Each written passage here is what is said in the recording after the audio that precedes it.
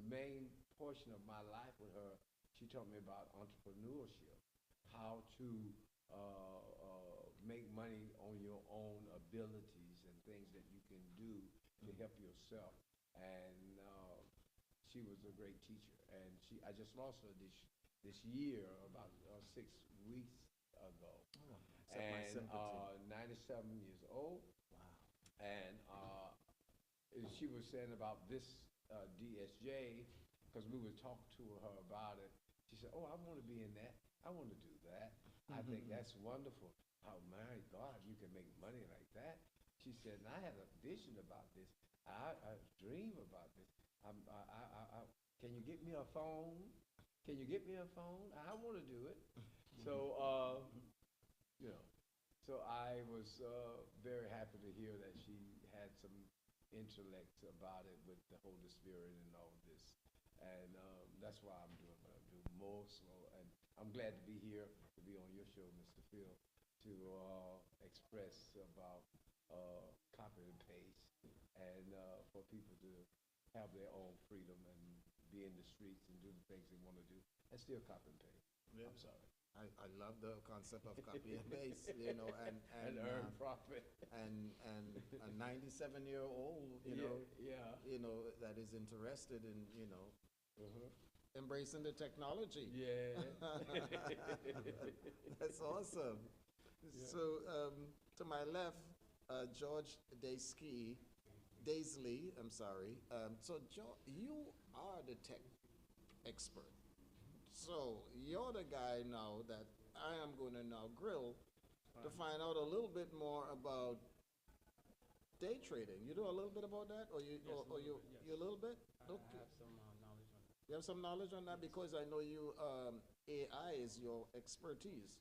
So okay, so before we get into that, share a little bit about your understanding about day trading, and are you using AI or are you just using your basic understanding and not cheating and using AI to win?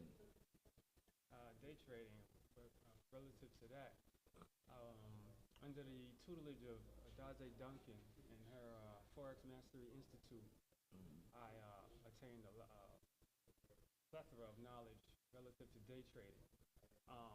It's pretty much very strategic. It is a lot of concentration. It's a skill set. You really have to, you got to kind of be on your X-Men, Professor X kind of focus when you on it. But the what you call it, the ROI, the return on investment, the harvest, so to say, that you attain from the skill set that you can repeat over and over and over. Once you have it, it is intrinsic within you. You can always, you'll never be, have what they call strugglenomics. You will always be, you can generate revenue. All you need is a Wi-Fi and a device, Wi-Fi connection and a device, and you can, you go into the market like you said. Now, what he has is something more simplistic. It is simplistic. Anyway, it's more simplistic. That's a simplified version of day trading. Day trading is more timing. It is also patience. It is, like you said, the candles. They have different levels. Sometimes it's thin or take the human element wide, out. red, green. Sometimes you can change the colors or what have you. But you really have to know how to follow it.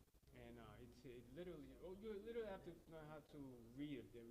You have to understand the language of the market. And when you get that skill set, you can look at this chart that looks like quantum physics to the 20th power. It looks like some weird, what you call it, matrix language, but it's only foreign to you because you don't understand the language of the candles, the language of the market. You can look at that and be like, oh, okay, it's about to go up. Okay, the market's about to go down. Okay, you follow it, you understand that. Now, of course, somebody from the outside looking in, look at that, and they'll get all kind of question marks over their head, like, okay, what is this? It just looks like a video game or something. It looks like a speaker, music equalizer, back in the days. When you had your music, you play in the radio, and you see the equalizer going up and down as the bass and the treble and what have you.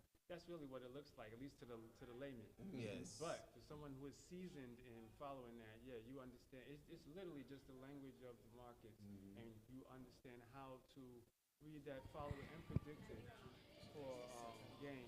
You know, and since the last decade and a half or what have you, it's all gone. Check, 1, 2. I was really lost that sea right here. I just see it on the movies and on the news, NASDAQ and Dow Jones. I just see the people on the floor yelling and catching the Holy Ghost, going crazy, losing their mind. And I'm like, what's going on here, you know? Now, of course, digital, and then, of course, they have people that will train you in this skill set to learn how to read the markets and generate revenue for your family and for yourself, so you can have you pretty much can come into your own. Come into put yourself in a position of power and not have to, get you out of the humbug, the Yeah, you tested me. I'm good. Are you hearing me? Check, check, check, check. Check 1. Okay, good evening, everyone. Good evening. Check 1. Yes, check 1.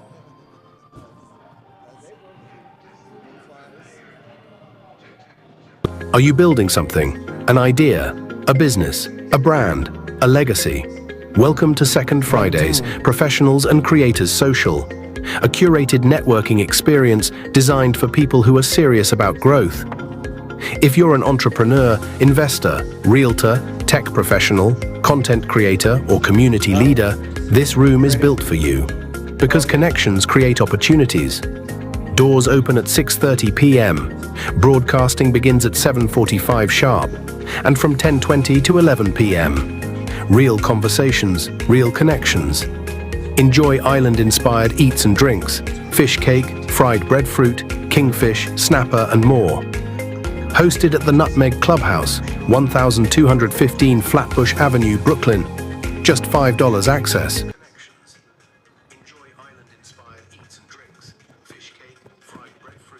Yeah, you can be coming up.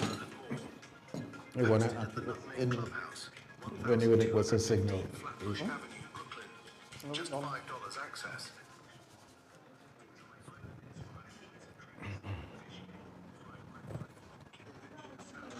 Good evening. I hear myself.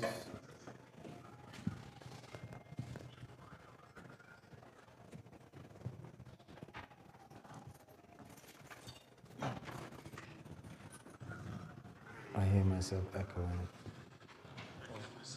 Is that the echo from you or from me?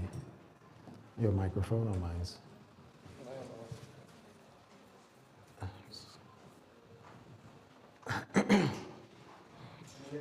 Yeah. Yeah. 1 2 1 2 1 2 1 2 1 2 1 2 1 2. He's got a pen. You have a pen.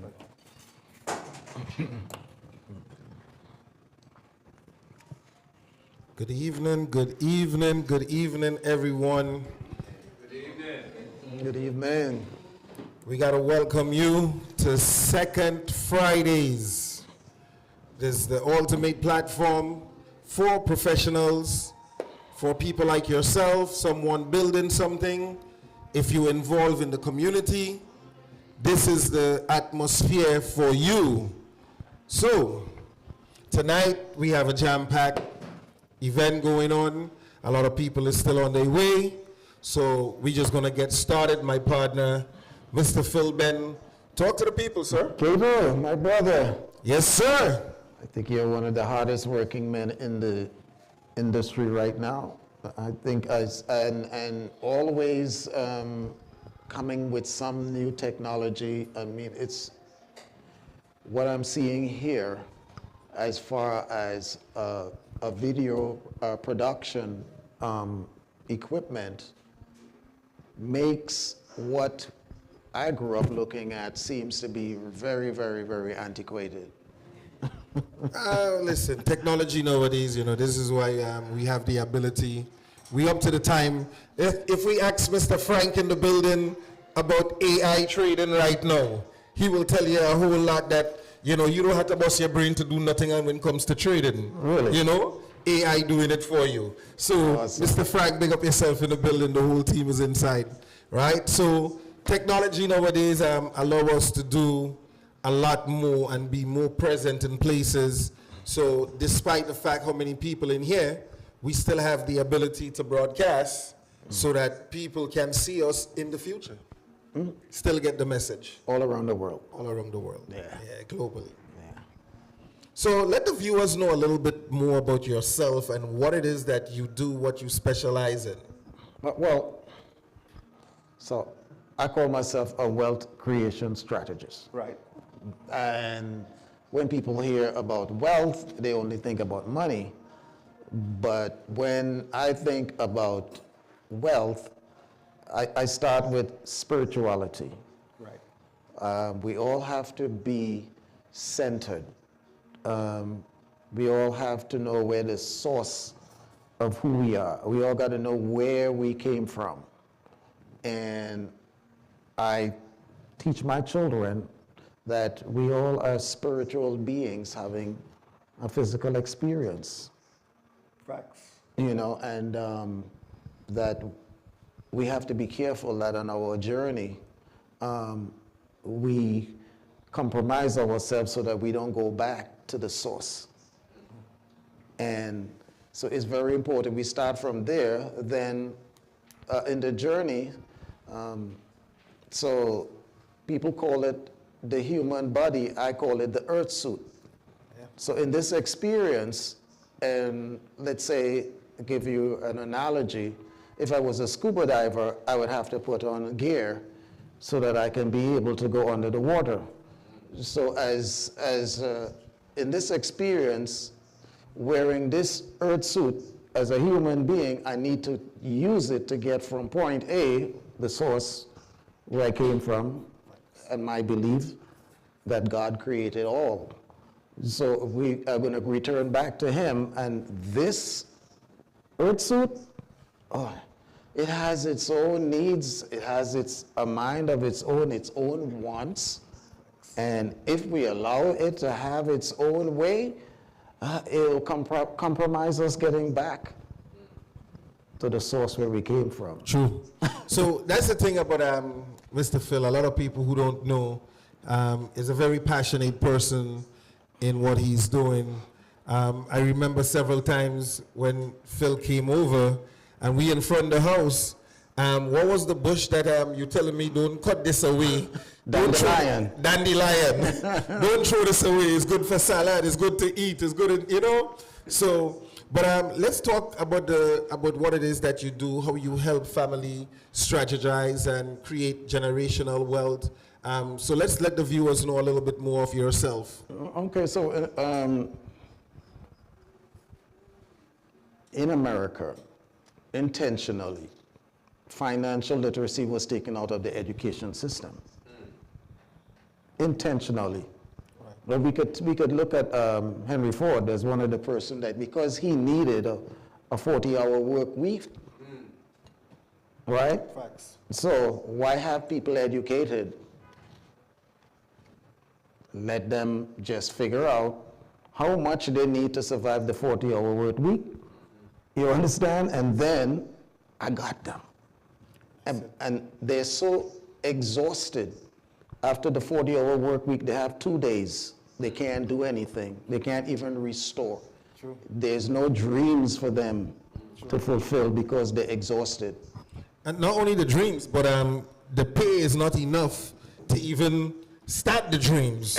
You know? Exactly. So you have to align yourself in a place where you are making serious sacrifice, almost eating noodles and doodles, you know, in order to really make ends meet, you know? So, I mean, and it is a reality, you know, it's the reality of life and sacrifice, you know, so. Yes. So Tim and I, we were having, you all would see Tim later on, young realtor professional. So we were having this conversation, basically how, and you all could Google it, because when I make the statement, people look at me like if I'm fabricating something. And the research has been out there for about 5 years that by the year 2053, black people will be the poorest race in America. And Study is real. You must come across it on the internet somewhere, Google it. on social media, even in the news, on mainstream news. Yeah. So, you know. So, with that being said, guys, myself, Cato Touch-Up, CATOG.STUDIO, photographer.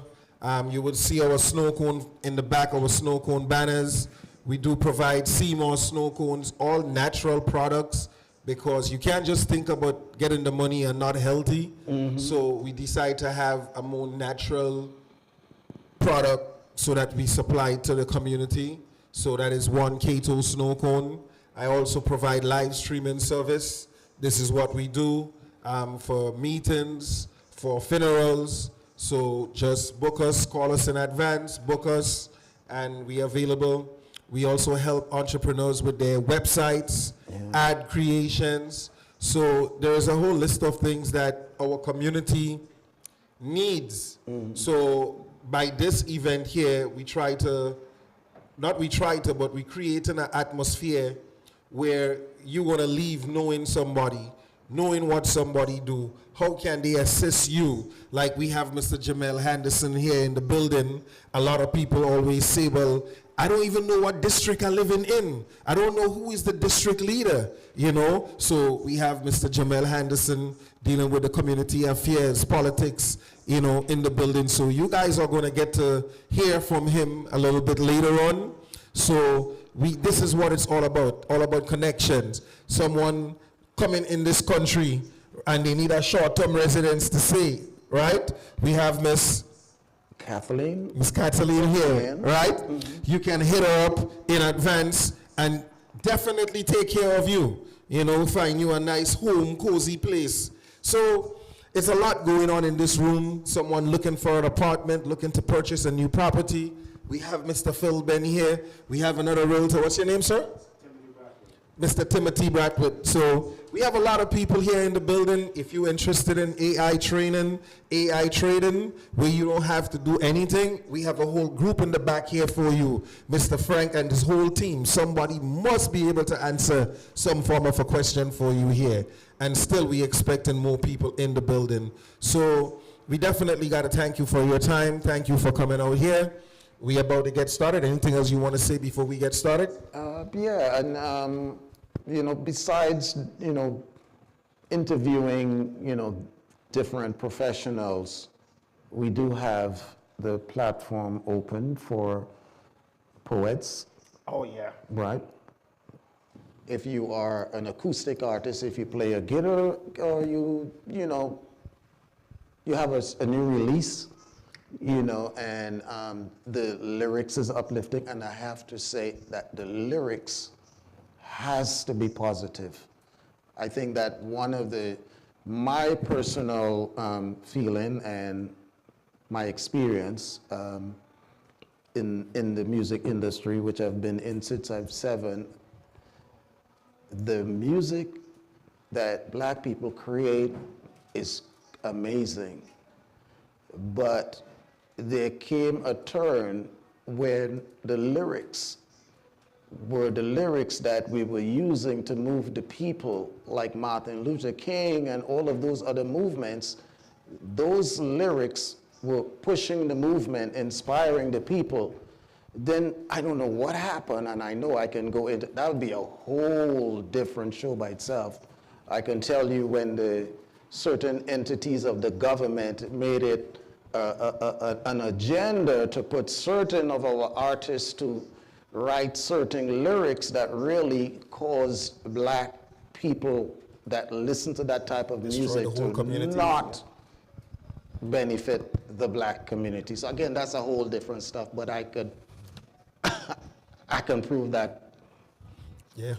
But I think the main goal here is to use this platform for those of you who are viewing and those who are in the room to know what other professionals are doing. You know, I interview people to find out what they do so that those who are in the room can know specifically, okay, I want to meet that person because I know what they do, and a relationship with them would be beneficial. And for those of you as well who are looking on would say, maybe I can really explore going into that field because now I have an understanding of what they do. So you're getting the information directly from someone who is in the profession. So those are the things that we are trying to do. So when we're going to have Ms. Kathleen Etienne coming up, and she has got some information that is going to help realtors and homeowners in particularly who might have been traumatized by a rental that they had that really didn't go well, and they have that vacancy that is sitting out there, and the homeowner is struggling to pay the mortgage. So stuff like that, we have health professionals coming up, and we have herbologists coming up, and we also have, you name whatever it is that we've discussed, that we know that is necessary to uplift That is value to the community. The community. Yeah, we definitely. We have it all lined up. Definitely. So guys, we'll be right back. We're taking a brief commercial break, and we're gonna have Ms. Kathleen coming up. Yes.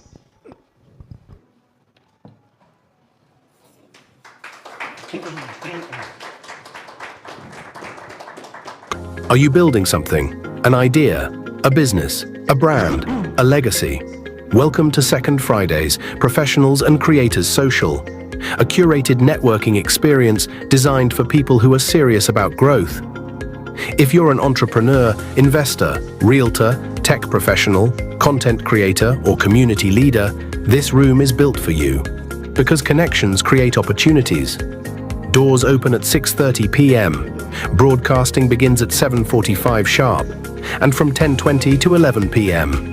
Real conversations, real connections. Enjoy island-inspired eats and drinks, fish cake, fried breadfruit, kingfish, snapper, and more. Hosted at the Nutmeg Clubhouse, 1215 Flatbush Avenue, Brooklyn. Just $5 access. Want visibility? Vendor tables, live ads, sponsorship packages, your brand in front of professionals who are ready to move. Second Fridays. Opportunities start here. RSVP now.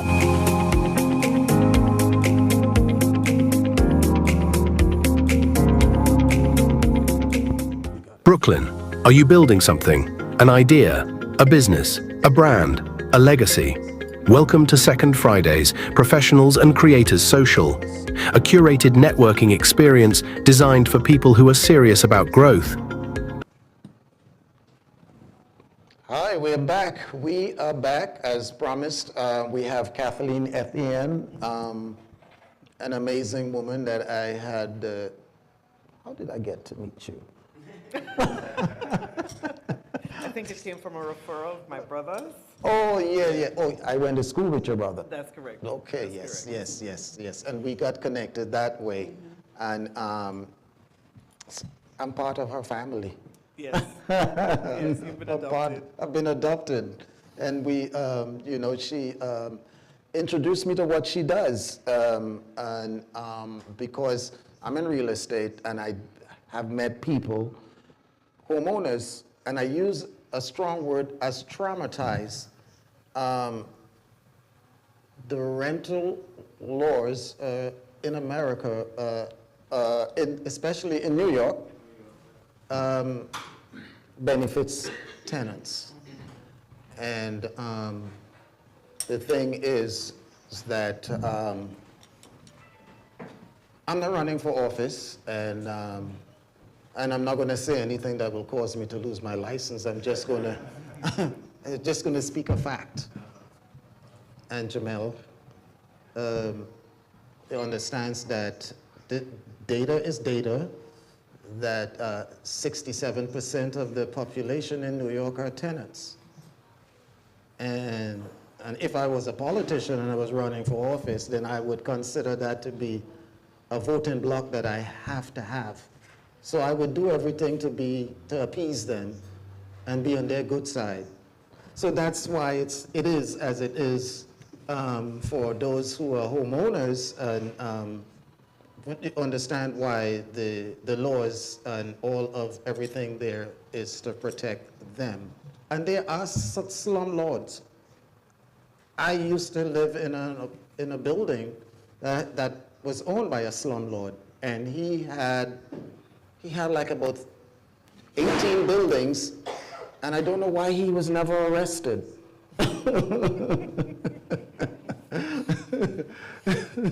So Kathleen, Yes. please share with us your journey to where you are today. Good evening, everyone. Are you hearing her out there? Can you hear me? Because she doesn't want to lift up the microphone, so I guess it must be good. Well, it's, How Is this better? Yes. Yes, Okay. thank you. Yeah. again, good evening. As mentioned, my name is Kathleen Etienne. And I'll share a little bit of my journey, a little bit about myself. Born and raised in Trinidad and Tobago, migrated here to the United States, parentage of Vincentian and Grenadian. And I've been residing here in the US now for, my daughter's sitting in the audience, 39 years, because I left when she was just a year old. My granddaughter is also sitting in the audience. I graduated from Pratt Institute with a bachelor degree in architecture. Worked in the industry for over 15 years until I was pretty much forced into retirement. I usually tell young folks, going to college doesn't mean that somebody's gonna have a job waiting for you. But the mindset is to be able to create something for yourself. And one of the things I realized, we as a community, I don't know if it's because we're afraid to do it, we don't know how to do it, but partnership is something that we stray from. I feel like this is how the others are at an advantage, because they form corporations, they form, business entities. There's a slogan that I try to follow, an African slogan. If you go alone, you can go far, but if you go with others, you go further. So networking is definitely a key piece for us moving towards a forward direction. But going back to my journey, I graduated from Pratt, like I said, with a bachelor degree and worked in the industry for about 15 years. The last group project that I worked on is Harlem Hospital under a designer called Jack Travis. Was forced into early retirement because I've been diagnosed with rheumatoid arthritis. Now, we could choose to stumble, we could choose to fall, but we can also choose to rise. And so I didn't make a decision to remain frail. So we walk up here, and I walked up quite fine. But there's many mornings I wake up in so much pain that it's a slow start. So I had to find a way to survive. Disability was not going to do it for me, right? I had a small architectural company that I formed with a girlfriend of mine. We worked together. That lasted for about 8 to 10 years. I ventured in construction because my daddy was a contractor, and I just have those skills. So I did construction work, residential and commercial spaces. But as a woman, that's very challenging, But again, that wasn't going to stop me. There's so many different areas in this industry. And I feel that degree, architecture, gave me a lot of pivoting points, right? So if one door closed, there were so many others that can open. So in my struggles with my arthritis, I decided that I was going to form an Airbnb, which is currently what I'm doing as extra income. Now, I know the city kind of closed the doors on a lot of folks with the Airbnb, and we've been struggling really hard. Fear is something that I feel we also, we kind of build a crutch on, because, they say don't do, and then we just don't do. But there's ways that we can do. And so now the Airbnb industry is calling for homeowners to register with the city. And at first I thought about it, and I said, you know, it feels scary, but then if you allow fear to be your guide, then we remain stuck. So I ventured and I applied for the license. I did my registration, and they approved it with a language that they found appropriate, because you have to have a certain language. And I've been doing this Airbnb service. This will be my 9th year. I had to pause for a moment, and I'll now back up in my 2nd year.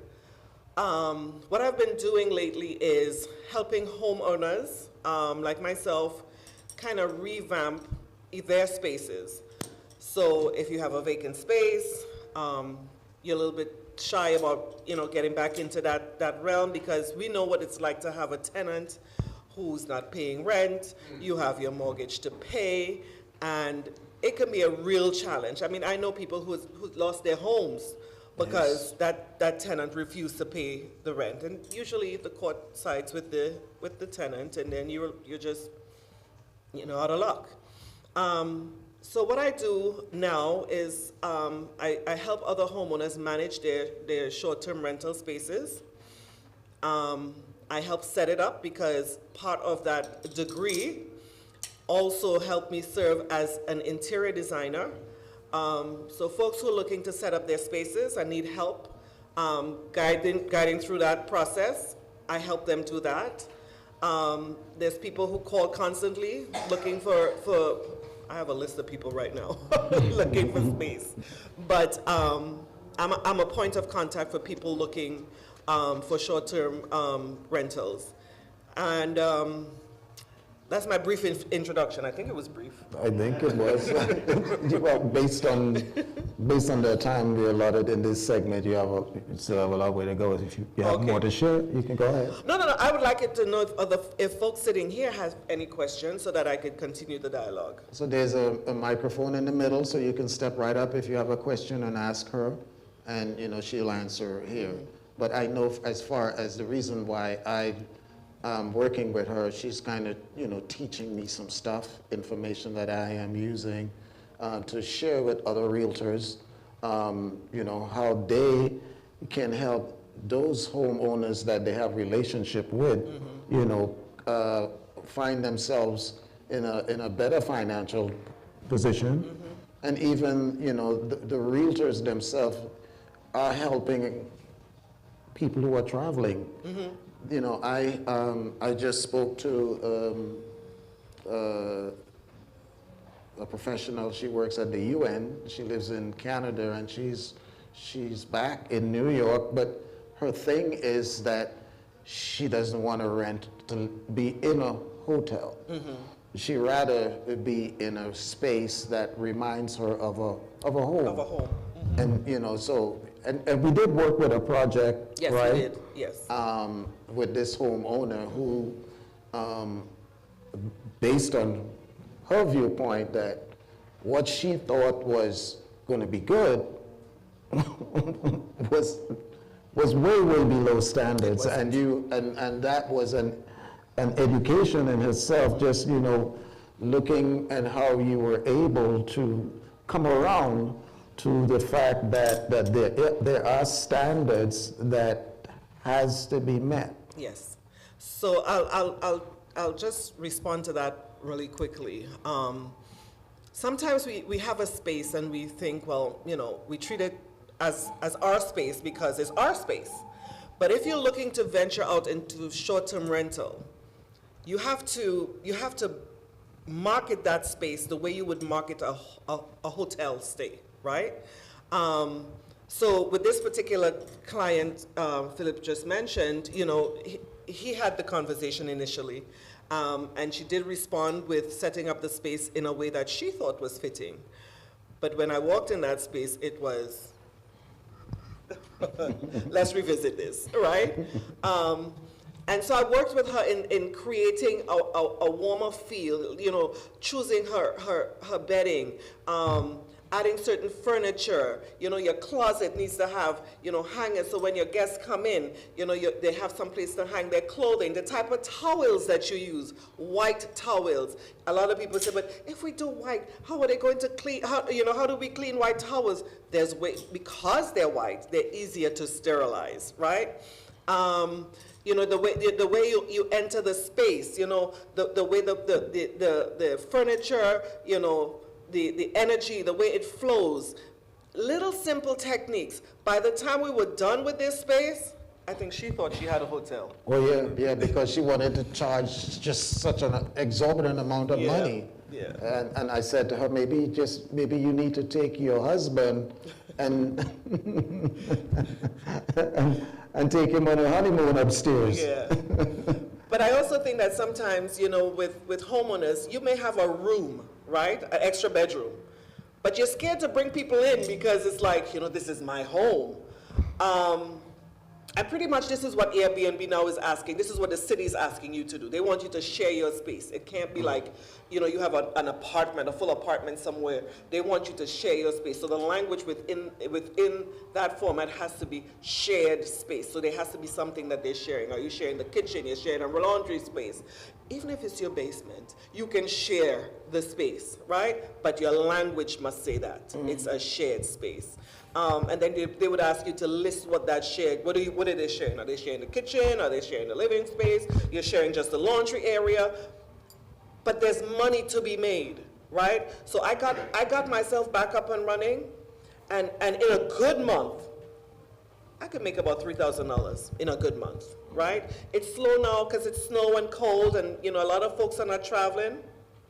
But there's different platforms that we can use. There's not just Airbnb. There's Booking.com. There is Furnish Finders. There's Traveler Nurses. All I can say is there's money to be made. And if we don't tap into this, it just means that we're leaving a lot of money on the table that we could be using to invest in AI stocks. Is that what it is? Well, yeah, there's AI stocks. Yes, There is there's mutual funds. Yes. There's just. You can max out your Roth, which you're supposed to do every year, you know, and so there is money that we're leaving. especially for the older people, you know, they can do an index annuity, you know, and which is safe, you know. So there's many ways, because the fact is that many of the real estate, especially here in Brooklyn, is owned by older people, and they're very conservative. So there's ways how we can help them. Tim, are you listening, right? Tim is a realtor, so I was having conversation with him how we can help other people, you know, that he knows in the community, help them with their retirement. Exactly. You know, but tell them about Dr. D project. So Dr. D is a young DJ. Oh, you're talking about Derek. Derek, right, that, Cato has been pushing for him to buy some real estate. So, you know, I helped Cato with his purchase, but he's been behind him to buy. 7 years passed by, so real estate, the value has been past him. So I said, D, how about getting a condo? Tell them what you did with that condo. Oh my God. All right, so Derek was a client that we helped get his space started. And now, when I went in to see his space, he was still working on completing a renovation of his bathroom, right? He had a second room, or a vacant room that he could have used for short-term rental. But once he was able to complete the bathroom, he was able to offer his guests a bedroom and a bathroom. Shared kitchen, shared living space. He gets bookings all the time. And to pay his mortgage, because that was one of his fear was, how am I going to pay this mortgage? You know, because he's a contractor, and those who know construction, you know, there are seasons when, you know, seasonal. They make good money, but then there's a period of months that there's nothing. So he was like, how am I going to make up for this shortfall? And Kathleen was able to show him the way where now he's not even stressing anymore, because, you know, his mortgage is being paid. And this is what Kathleen does. help people out. In addition, I'm here to also work with realtors because sometimes you need to stage your space. Can I ask a question? Yes, do. please step up to the mic, please. Yes, would you be interested in hooking up with a real estate out of state? Absolutely. Because my granddaughter, she purchased a house and she's also a real estate person, and she does A and B. And when she tells me she has strange people coming into her house, I'm very concerned about that. But the information you shared about you screen the people, you know these people, so I think that would be very good for her to network with you. And where is she? She's in Orlando, Florida. Okay. Now that's a popular space. That's a busy. Oh, She yeah, oh, does yeah. really, really good. Yeah. She's very smart. I'm very proud of her. She graduated from Florida State University. She has a master's degree. She speaks Mandarin and Spanish. Wow. And I want to add this. My son was 13 when he had her, and her mama was 16. And it doesn't make a difference, like, where you come from or what you want to do. If you would, because her mother was my student, and so was her aunt. She was always a smart girl, so she had that ambition in her. So when she had the kid, she did an excellent job with her. Yeah. Awesome. So whenever I'm out, I try to connect her with good people. Yes, Yes. I'll be happy to chat with her. Yes, absolutely, yeah. And I'd connect with her too, because she's in Florida. You know, one of the things as realtors, we are always referring, you know, people who are relocated from New York, you know, to other parts of the country. So yeah, so definitely, we'll work. Tim is here. Tim, you definitely, you know, want to connect with somebody in Florida as well. Yeah, oh, absolutely. That's great. And I salute you, what you've done with your daughter. That's my granddaughter. Your granddaughter. Oh, your granddaughter. That's Okay. my son's daughter. Oh, okay. Yeah. I know she makes me feel old, but You don't look it. I'm 68 years old. bless, Oh, God bless you. God bless you. Any other questions? Any questions for Kathleen? I just have one. Yes, That question is, please step up to the mic. how do you go about people, because I know you helped the young man out with his apartment or his condo. Did you find a person that was a working person, or a person, do you go towards more the students that's from foreign countries, that they are more apt to meet that bill of every month? Or most of those guys that I find that are college foreigners, they pay their money right up front. And then for the whole time they're gonna be there, for a year or 2 years, they pay you all that money up front. Yeah. And then you have no problem with it because they are really into their studies. And they're not party animals. And if they are partying, they go out and party with their friends, but you never see, they'll be very quiet. You almost don't know that they are in your space. How do you go about that? How you do that kind of research to find the right fit for the right person? Okay, so that would be a longer term rental. So we have short-term rental and we have longer-term rental. So students, traveling nurses, traveling professionals, that's on a different scale.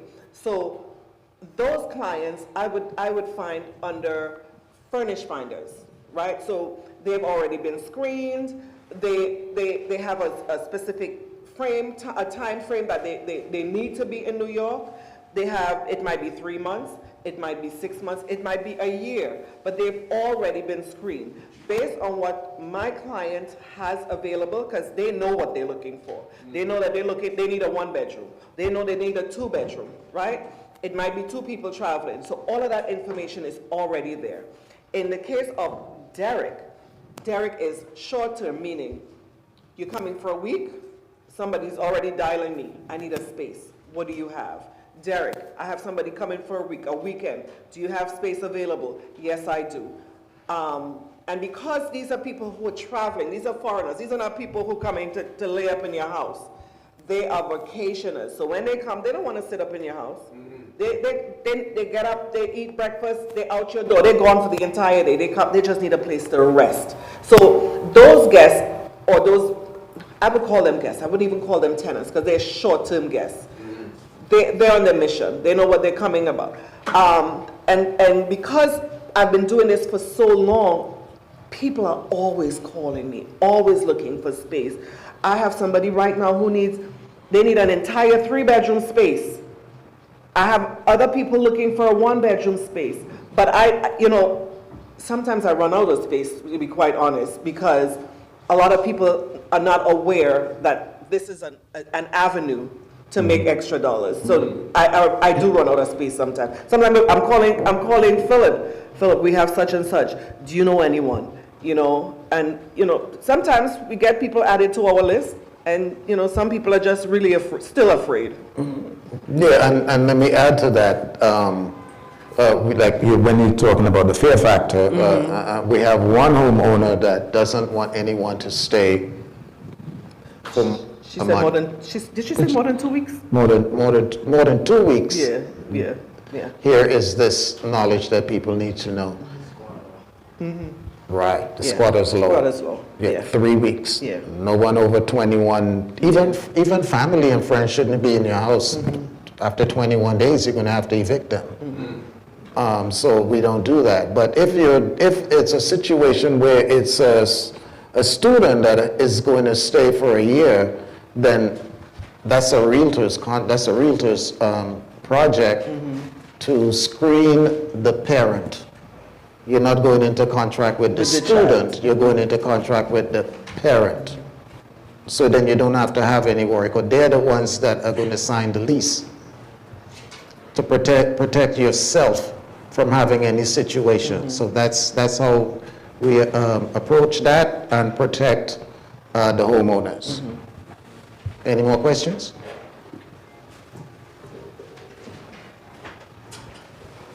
Excuse me, sorry about coming to Black. I just was invited tonight, so I don't know what the thing was about. But I wanted to ask a question. And your name, sir, before you start? My name is Claudius Phillips. Claudius Phillips, Philip Benn, and this is Kathleen Etienne, that's Cato Winston, and basically him and I produced the event, and thank you so much for coming. So this is really networking for professionals, so all professionals are invited, and we interview them so that they could share their skills. But I just wanted to ask a question. Certainly. It was asked of me just about half an hour ago, and I did not have an answer. But the laws have changed as it relates to deposits and so on. But I was asked a question today by a young lady who has city FEPs. And I wanted to know definitely how realtors treat with this thing as it relates to the new laws. Okay, so what's the specific question? Because I just finished my continuing education, and we spent a whole lot of times on city Well, FEPs. definitely the 3-way deposits and that kind of stuff. I think there was some modification to it. No, well, I also just completed one, and I guess Tim would later on, we'll go through that. So I just did one. City FEPs, it's desirable by, first of all, you all need to know that developers that have been given tax breaks, they treasure the city FEPs voucher based on the fact that it's paying a higher amount of money. And also for realtors, it's great because you're getting, you get like 50% of it, 1.5. Yeah, so that, even though it could take 3 months, but when that check comes in, it feels good. And the landlords, they do like it as well. But so you don't have to worry about it. So I guess you're a realtor, or? Well, I'm not a realtor. I help them find money, but I was just talking to an experienced realtor. You help who find money? Everybody. Everybody. Oh, okay. Okay, good. All right. Okay. So is a hard money lender? Is that the term for you? Hard money, soft monies, women who have no money, just money, especially women. They're the ones who benefit. Oh, you fund. So are you like a VC then? Help people. It's a little more than that. We're going to talk about it. Oh, we'll talk about it. So I'll interview you in a minute. Yes, I wanted to know definitely because because I needed to answer this young lady. As she has a city I think, for 3 years. I mean, she is the person looking for a unit? She is looking for a unit. Uh-huh. And she's got that for 3 years. She sent me the voucher today, but I needed to know how, because I needed to be able to advise her properly. That's true. Yeah, but she doesn't have to pay a broker's fee because the government pays the agent, so she doesn't have that she's working with. That's like a big thing that most people are concerned about, having to come out of money to pay for an agent to work for them. Yeah. So she doesn't have to worry about that. Okay. All right. We talk. Yeah. Thank you very much. You're welcome.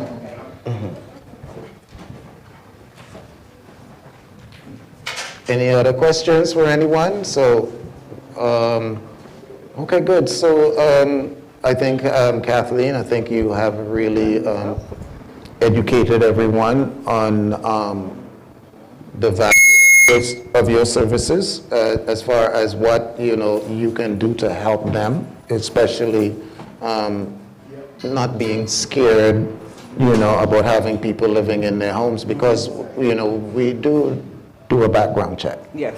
On them. Yes. So yes, so that's a concern that you shouldn't have to worry about. We do run a background check. I just want to add one thing before we close. Because of my background, I also assist homeowners if you do decide that you would like to venture into short-term rental. Part of my service is to help you stage your space so that it's welcoming to guests. So as part of my profession, which is, again, an architectural background / interior design, I do help guests, homeowners, set their space to receive guests. That's awesome. That's so awesome. Thank you so much, Kathleen, for sharing. You're more than welcome. Okay, so. Are you building something? An idea, a business, a brand, a legacy? Welcome to Second Fridays, Professionals and Creators Social, a curated networking experience designed for people who are serious about growth. If you're an entrepreneur, investor, realtor, tech professional, content creator, or community leader, this room is built for you. Because connections create opportunities. Doors open at 6:30 p.m. Broadcasting begins at 7:45 sharp. And from 10:20 to 11 p.m. Real conversations, real connections. Enjoy island-inspired eats and drinks, fish cake, fried breadfruit, kingfish, snapper, and more. Testing 1, 2. Hosted at the Nutmeg Clubhouse, 1215 Flatbush Avenue, Brooklyn. Just $5 access. Want visibility? Vendor tables, live ads, sponsorship packages. Your brand in front of professionals who are ready to move. Second Fridays. Opportunities start. A way to grow your income without spending hours trading. Join our live presentation and discover how AI-assisted trading is helping everyday people generate consistent cash flow. The system is simple, powerful, and duplicatable. Copy, paste, and let the technology work for you. No complicated setups, no monthly fees. Just a clear step-by-step walkthrough you can follow immediately.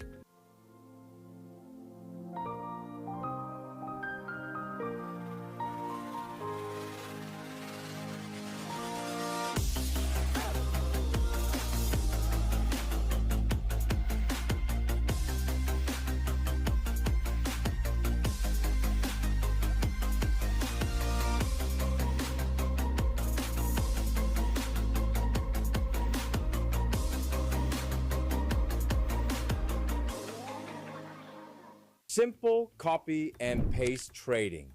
You don't have to recruit anyone to make money with this. That's why I love this program, because there's absolutely no recruiting needed to earn. This is a private, invite-only trading group and platform. You cannot access it publicly. You must be invited in. Once you're inside, the trades are already done for you. All you do is copy and paste. 1. Our team sends the signals at 1:30 p.m. Eastern and 7:30 p.m. Eastern inside the private group. 2. You take the exact trade information we send. 3. Paste it into your trading platform. 4, you let the trade run. That's 2 signals per day sent at the same times inside a secure private space. You don't have to analyze charts, you don't have to guess, and you don't have to talk to anyone. You just follow what's sent. You can do this from your smartphone. If you're not home or near your computer or laptop at those times, just open the app on your phone, copy the signal, paste it in, and you're done. It's made for people who are busy, on the go, or working during the day. It's so simple, your kids and grandkids could follow the steps, but for compliance and security reasons, you must be 18 years old or older to join. You may only have 1 account per person inside the platform. What you need to start, minimum starting balance, $500, no cap on deposit amount. You can put in more if you want to compound faster. Are you building something? An idea? A business? A brand? A legacy? Welcome to Second Fridays, Professionals and Creators Social, a curated networking experience designed for people who...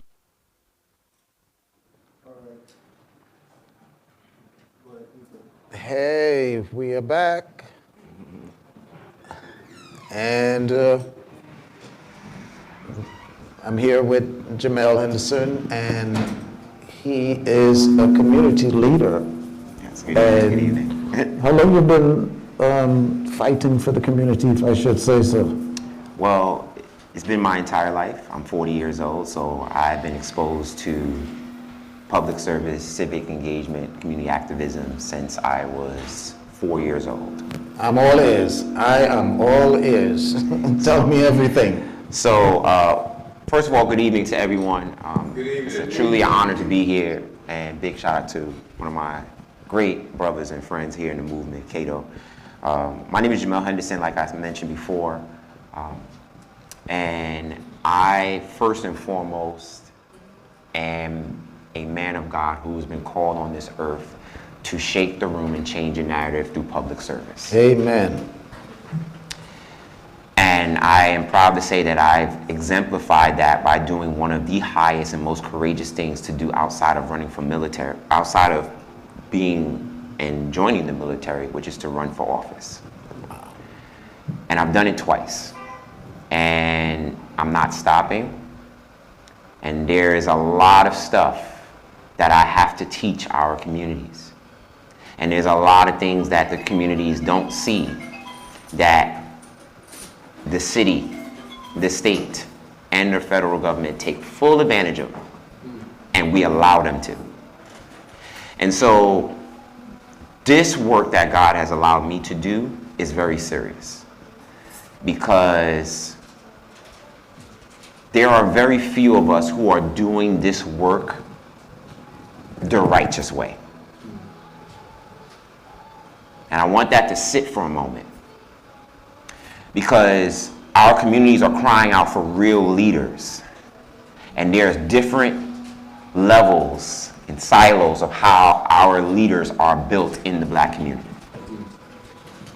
The first one is the traditional establishment route. That's AKA your political clubs, these so-called organizations that are saying that they're doing the work, but you do not see them out there in their everyday space. But they constantly love to flex that they have done something. Those people that serve those individuals in those political clubs, they're the errand people, calling it what it is. And in those political establishments, young people, people that was just like me, who desire to step up and run for office, are being told in those spaces, wait your turn, run errands,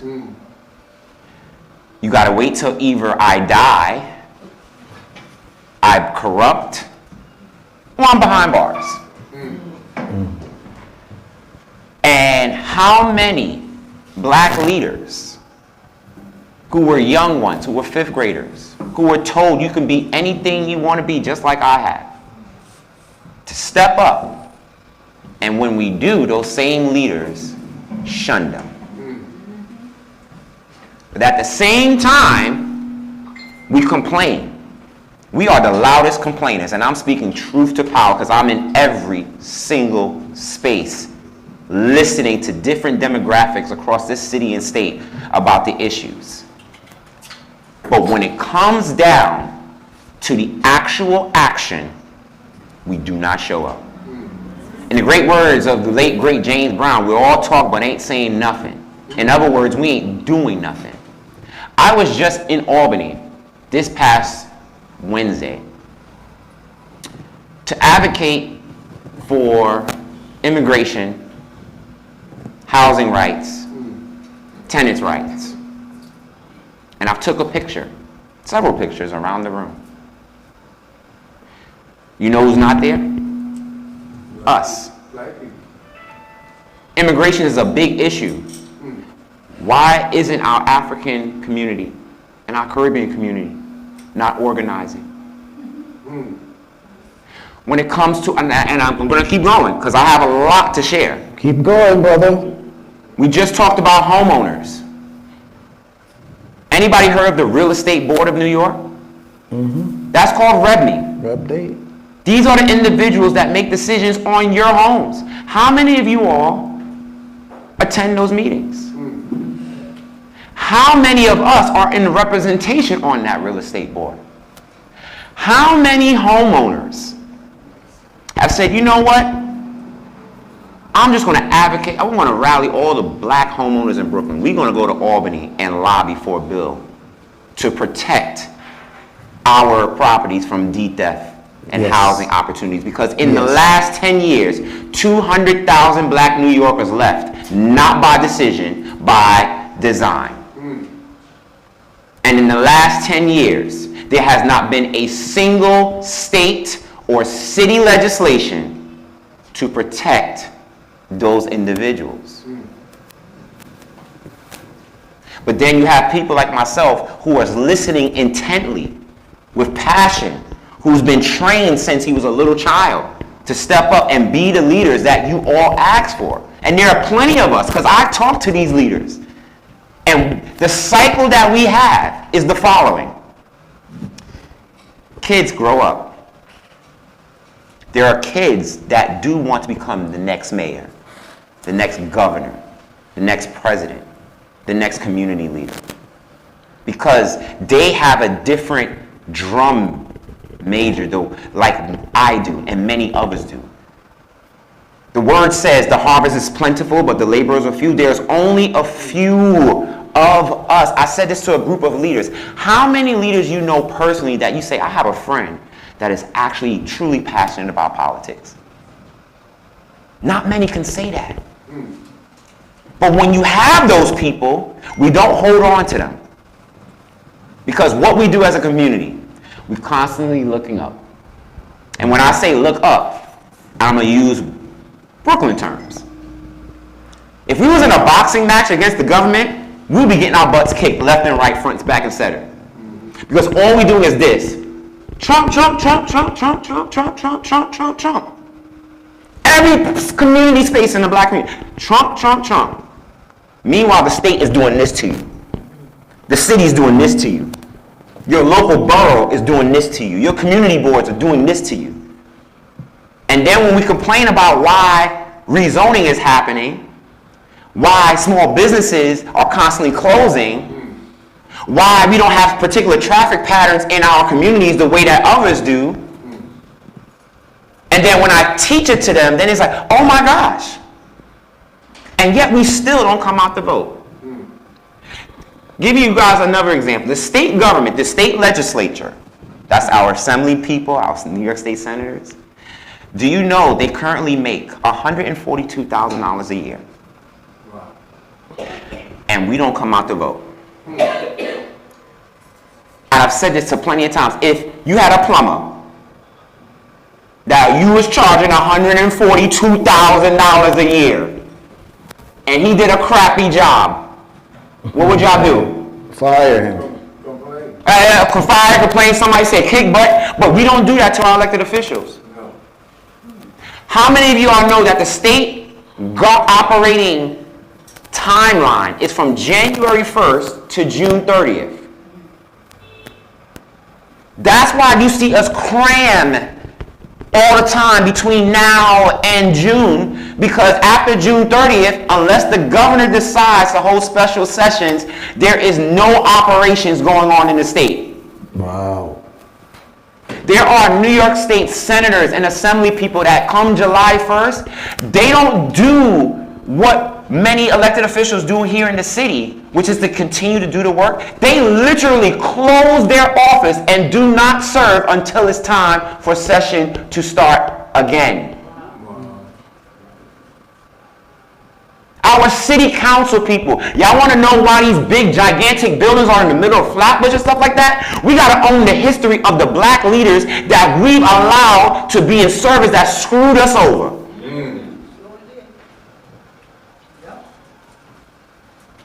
And I know this is rupturing some people at home, but I'm here to speak the truth. Because when it's my time to be taking that sworn oath, I have a village that is holding me to extremely high standards. So there's no way I can be corrupt up in that place. Because they've watched me for years do this work. But yet we allow our leaders to get away with so much. And you know what they do? And I've said this to our seniors plenty of times, because they're the biggest example. I'm so sorry to hear this, but it's true. They come in, they'll do a smile, they'll give you some food, they'll teach you a line dance. Heck, they may bring you to Atlantic City, spend some of your pension money. Yep. But when I tell seniors how many of these local council members have pushed for legislation to protect seniors, they can't answer it. But you vote for them because they gave you a party?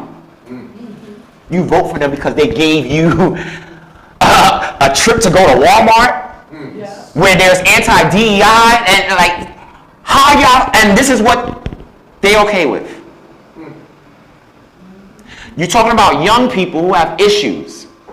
I'm young. I was them. And the city and the community is not listening to these young people. They're telling you they want to make money. Not the traditional ways. I'm sorry. There's 3 ways these young people want it, and they're telling you, and y'all not listening. Content creation, social media, gaming. Our city is still putting on academics, and don't get me wrong, that's absolutely important. But we have to adjust. The word says you can't put old wines into new wineskins. Insanity is repeating the same stuff and doing it over and over again. But yet we don't hold each other accountable. You just saw recently, the MTA is making it clear they're doing all these enforcements, right? Do you know how much congestion pricing made? When was the last time, and I have pictures, just a common example. MTA is a state agency. Yes. You do not go to your city council for a state issue. No. If there's an issue you have with the MTA, you go to your state officials. They're constantly enforcing all this enforcement on the buses and trains, but when was the last time you seen the trains or the buses look COVID-style clean? No. But yet they've made over $60 million in the last 3 months or more, right? Almost $1 billion in revenue. Like, they surpassed exceeding results. But how many of us are going to our state assembly members and saying, why is there only one OmniCard machine in my station? But yet you expect us to be patient and not hop the turnstile? Do you see the traps that's setting up? When it comes to voting, I tell people, how many of you all just vote down the line in our spaces? We don't take the time to look and research. How many of our community leaders, especially in the Caribbean, I just vote for the person because they name. Oh, you as a conservative person of God forgot that a good name is worth more than silver and gold? So you just want to vote for the same person because you know them for over 20 years, but they ain't do nothing? When you got fresh talent, fresh opportunities that can make a difference, we are the ones that's at fault. And one of the things I say this, and I'll take tons of questions, but the reason why I'm passionate about this is because in this life we have one. And if we're really serious, I'm not waiting for my next generation. I'm not waiting for Generation ZAB to benefit. I'm doing this now. I want to live and experience the benefits of what my contributions and the contributions of our ancestors prior to me have made for me now. I am sick and tired of hearing the complaints, but when it comes to election this year, 2028, 2029, 2030, we don't come out to vote. I'm tired of hearing, oh, we don't do things, but when it comes to the census, no, I can't fill it out. But when you don't realize that census is our political power for the next 10 years.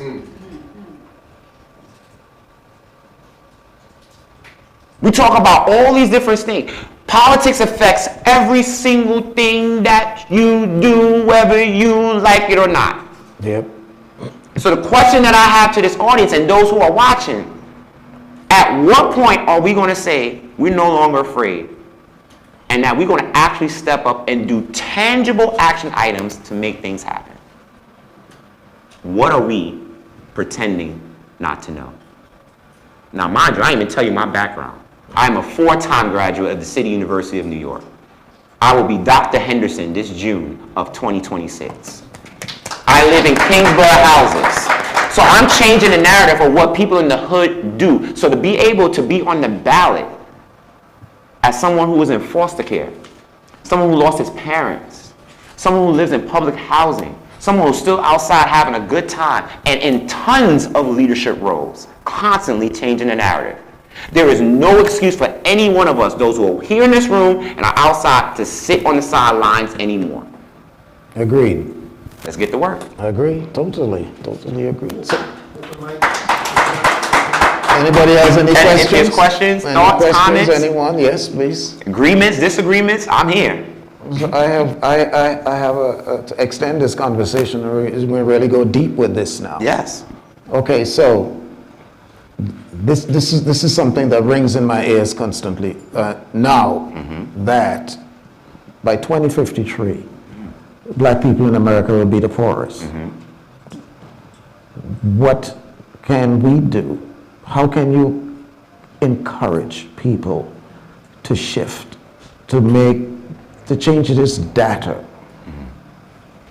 What is necessary? Does anybody know what is the ultimate power we have in this world?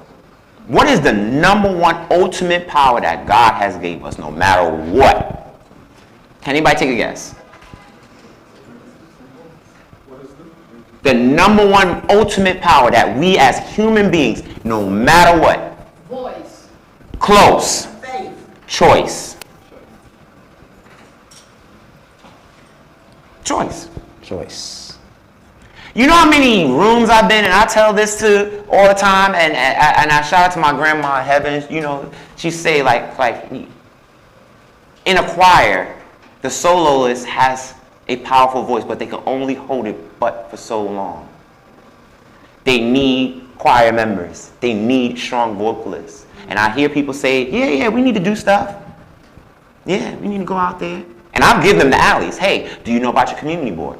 Do you know the role of a district leader? Do you know that you can go to City Hall and testify on issues on public record? Homeowners, did you know you can go? There is a committee on City Council, for example, on housing. And not just public, there's housing and then there's public housing. A lot of people don't even know that.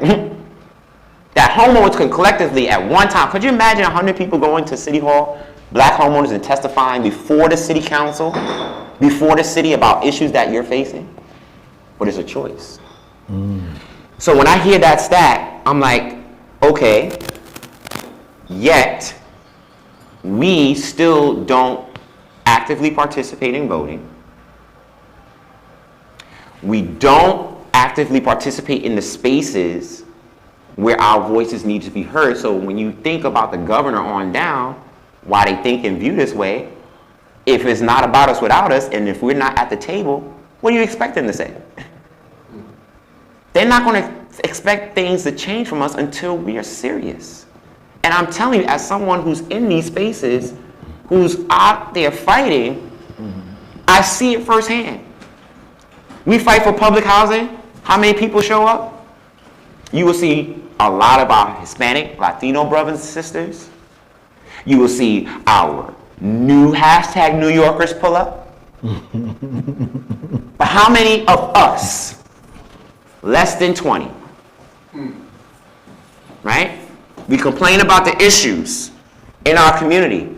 How many black businesses this year have closed? I've watched it all on my gram, and I put it out there. How many? I say you have till February 6th to join your community board.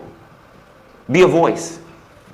Out of 215 people that liked my post, 4 actually applied. So I can only do but so much. I agree. But it gets to the point where you all, that all of us collectively, at what point are we going to say enough is enough? And jump into the struggle. Right? And actually do something that isn't, that, like you said, just be visible and be vocal. There are a cadre of people that are ready to step up. And we know who they are because we see them all the time. How many of us is going to uplift them to say, you know what? Let's say, for example, Mr. Benn, we see you for the last 10 years doing amazing work. We want you to run for city council in 2029, and we're going to get the community behind you. Well, I have yet to see that type of power. And we're out here doing the work. And we want to make sure that you all win, because we all win. But it's hard, y'all, because everybody's, if it doesn't fly, let it fly. We have a question? Yes. My name is Frank Morris. We are one of the largest hedge funds in the AI copy and paste and earn profit. And I find the most biggest thing, I love the conversation we were having. My roots go all the way back about 90 years of civil rights and movements. But what I have found, and I don't really could speak more on it, what I have found in my life under my mom, my father, King, Malcolm X, all of them, what I have found in this country, we have a lot of, like you said about the immigrants. We have I'm an indigenous here, okay? What we find divisions, and those divisions are what's called major problems, because I'm an Islander girl, I'm a Haitian boy, I'm a this and I'm a that. And when you go into the Latino communities, yeah, they speak all that, but then they vote for that Latino person.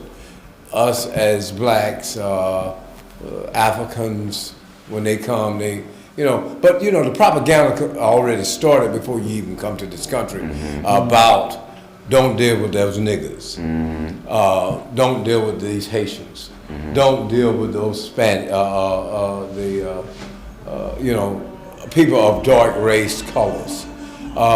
So what are you, I love all the things you have spoke about, but what are the things that would drive those things so we can have more youth to run for those offices? How are they being educated to not have the divisions because they're from some other place or their family speaks some other language, but they have this dark skin like I have, that is being criticized on all fronts. I mean on all fronts. I think that's an excellent question. Okay. And to answer that is several things. Number one, parents, don't bring your children in spaces around inauthentic leadership. I see it all the time. And we can name names, right? Because at the end of the day, God's going to answer me when it's my time. The word says he holds leaders twice as accountable. So if we're going to talk truth, then let's talk truth. Think about all of the elected officials that we have currently in New York City. How many of these elected officials are teaching young people true power to really say, you can actually do this? How many elected officials are giving young people projects to show their leadership in a way that says, you know what, this is our future, literally. What happens is, because, and I use this in a leadership workshop when I teach different rules of authentic leadership, one of the rules I say is don't let your title become your idol, I-D-O-L, unless you want to be I-D-L-E. In the black community, there are a lot of people holding on to titles because unfortunately, due to personal stories, they have to feel relevant. And hence why a lot of them don't want to let go of their titles. What do? You live. There's a lot of people who don't know how to live. And so I would encourage you and anybody, be around young people, young adults, parents, leaders that are actually doing the work the right way. That are not going to be clouded by the media because they know council member this or assembly member this. It's like, no, these are actually heroes. And they're actually the ones making a difference. And there are literally plenty of us out there that are actually stepping up and doing the work.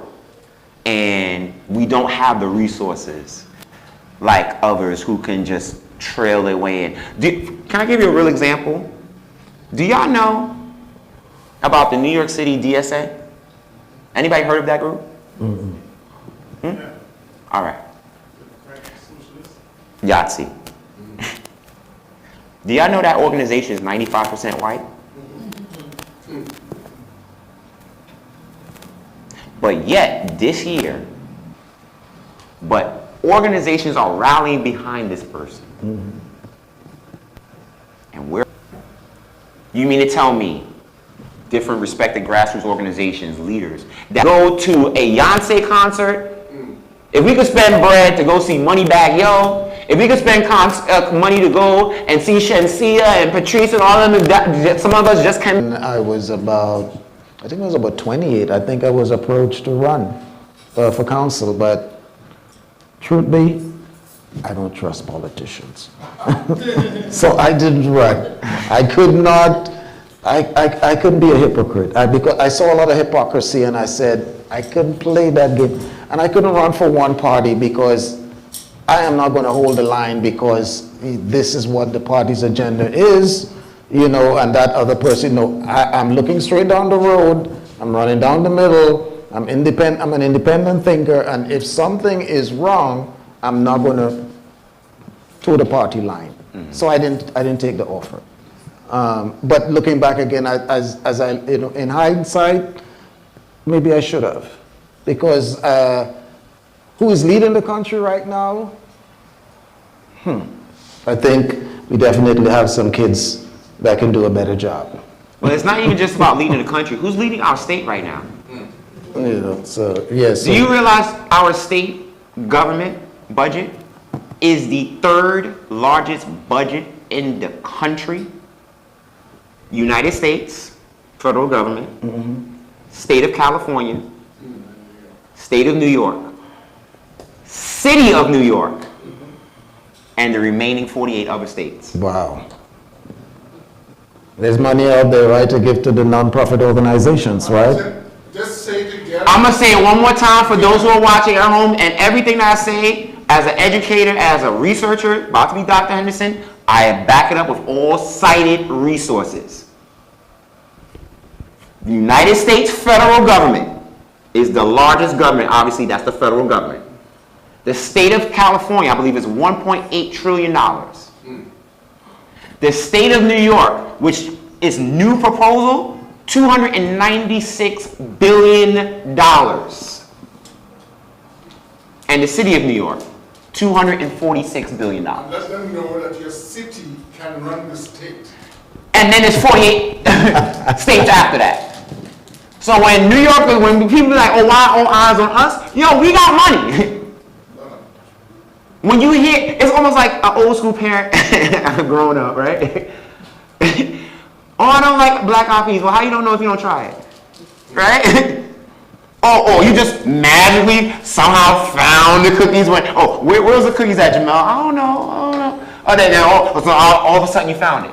Oh, the state doesn't have money, but all of a sudden you found $850 million for a stadium for a team that's yet to win the Super Bowl. Wow. Let's talk about it. You don't have money, but yet black schools in our districts are still waiting for a court-ordered mandated payout because the parents and groups sued the state. Mm-hmm. And we won. And the governor's saying chill. Yeah. So these are just some of the things. Yeah, it's a lot. It's a lot. I guess we're definitely going to bring you back because there's some information It's just a little tidbit, y'all. But and some questions that I have, especially when it comes to how do the nonprofits that are actually doing the work can access some of that money. And we're going to bring up a young lady who has a nonprofit organization. And she's going to tell us. Okay, we're going to go to commercial break, and after commercial break, yes, we're really going to speak to someone who's actually doing some of the work, boots on the ground. That's right. Excellent. Okay? Well, thank you. Thank you so much, Trevor. And you are going to be Dr. Jamel Henderson this June 2026. Get ready. Changing the game. 5-time CUNY graduate from Kingsborough Houses.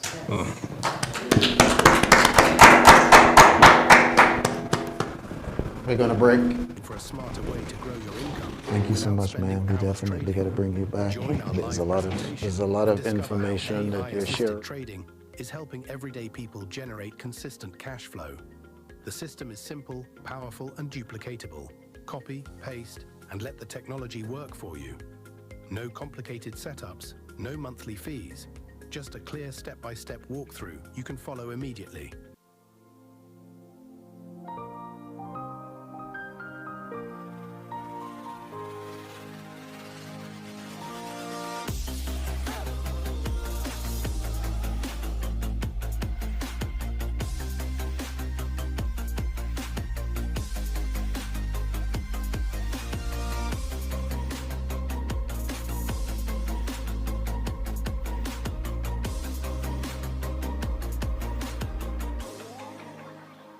Simple copy and paste trading. You don't have to recruit anyone to make money with this. That's why I love this program, because there's absolutely no recruiting needed to earn. This is a private, invite-only trading group and platform. You cannot access it publicly. You must be invited in. Once you're inside, the trades are already done for you. All you do is copy and paste. 1.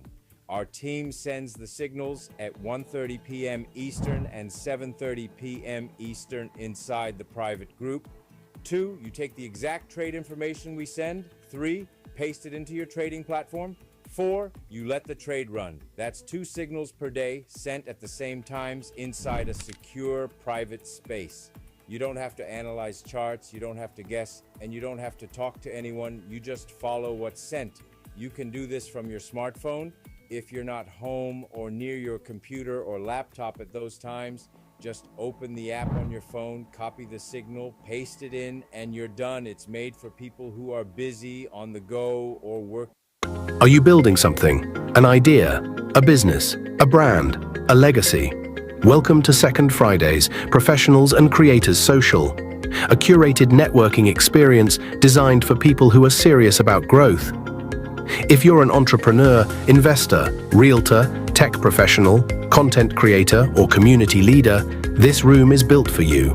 Because connections create opportunities. Doors open at 6:30 p.m. Broadcasting begins at 7:45 sharp, and from 10:20 to 11 p.m. Real conversations, real connections. Enjoy island-inspired eats and drinks, fish cake, fried breadfruit, kingfish, snapper, and more. Hosted at the Nutmeg Clubhouse, 1215 Flatbush Avenue, Brooklyn. Just $5 access. Want visibility? Vendor tables, live ads, sponsorship packages. Your brand in front of professionals who are ready to move. Second Fridays. Opportunities start here. RSVP now. You have his number, right? Jamel? No. Brooklyn, are you building an idea, a business, a legacy?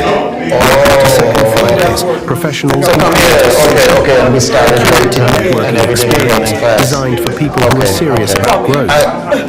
If you're an entrepreneur, investor, realtor, tech professional, content creator, or community leader, this room is built for you. Because connections create opportunities. Doors open at 6:30 p.m.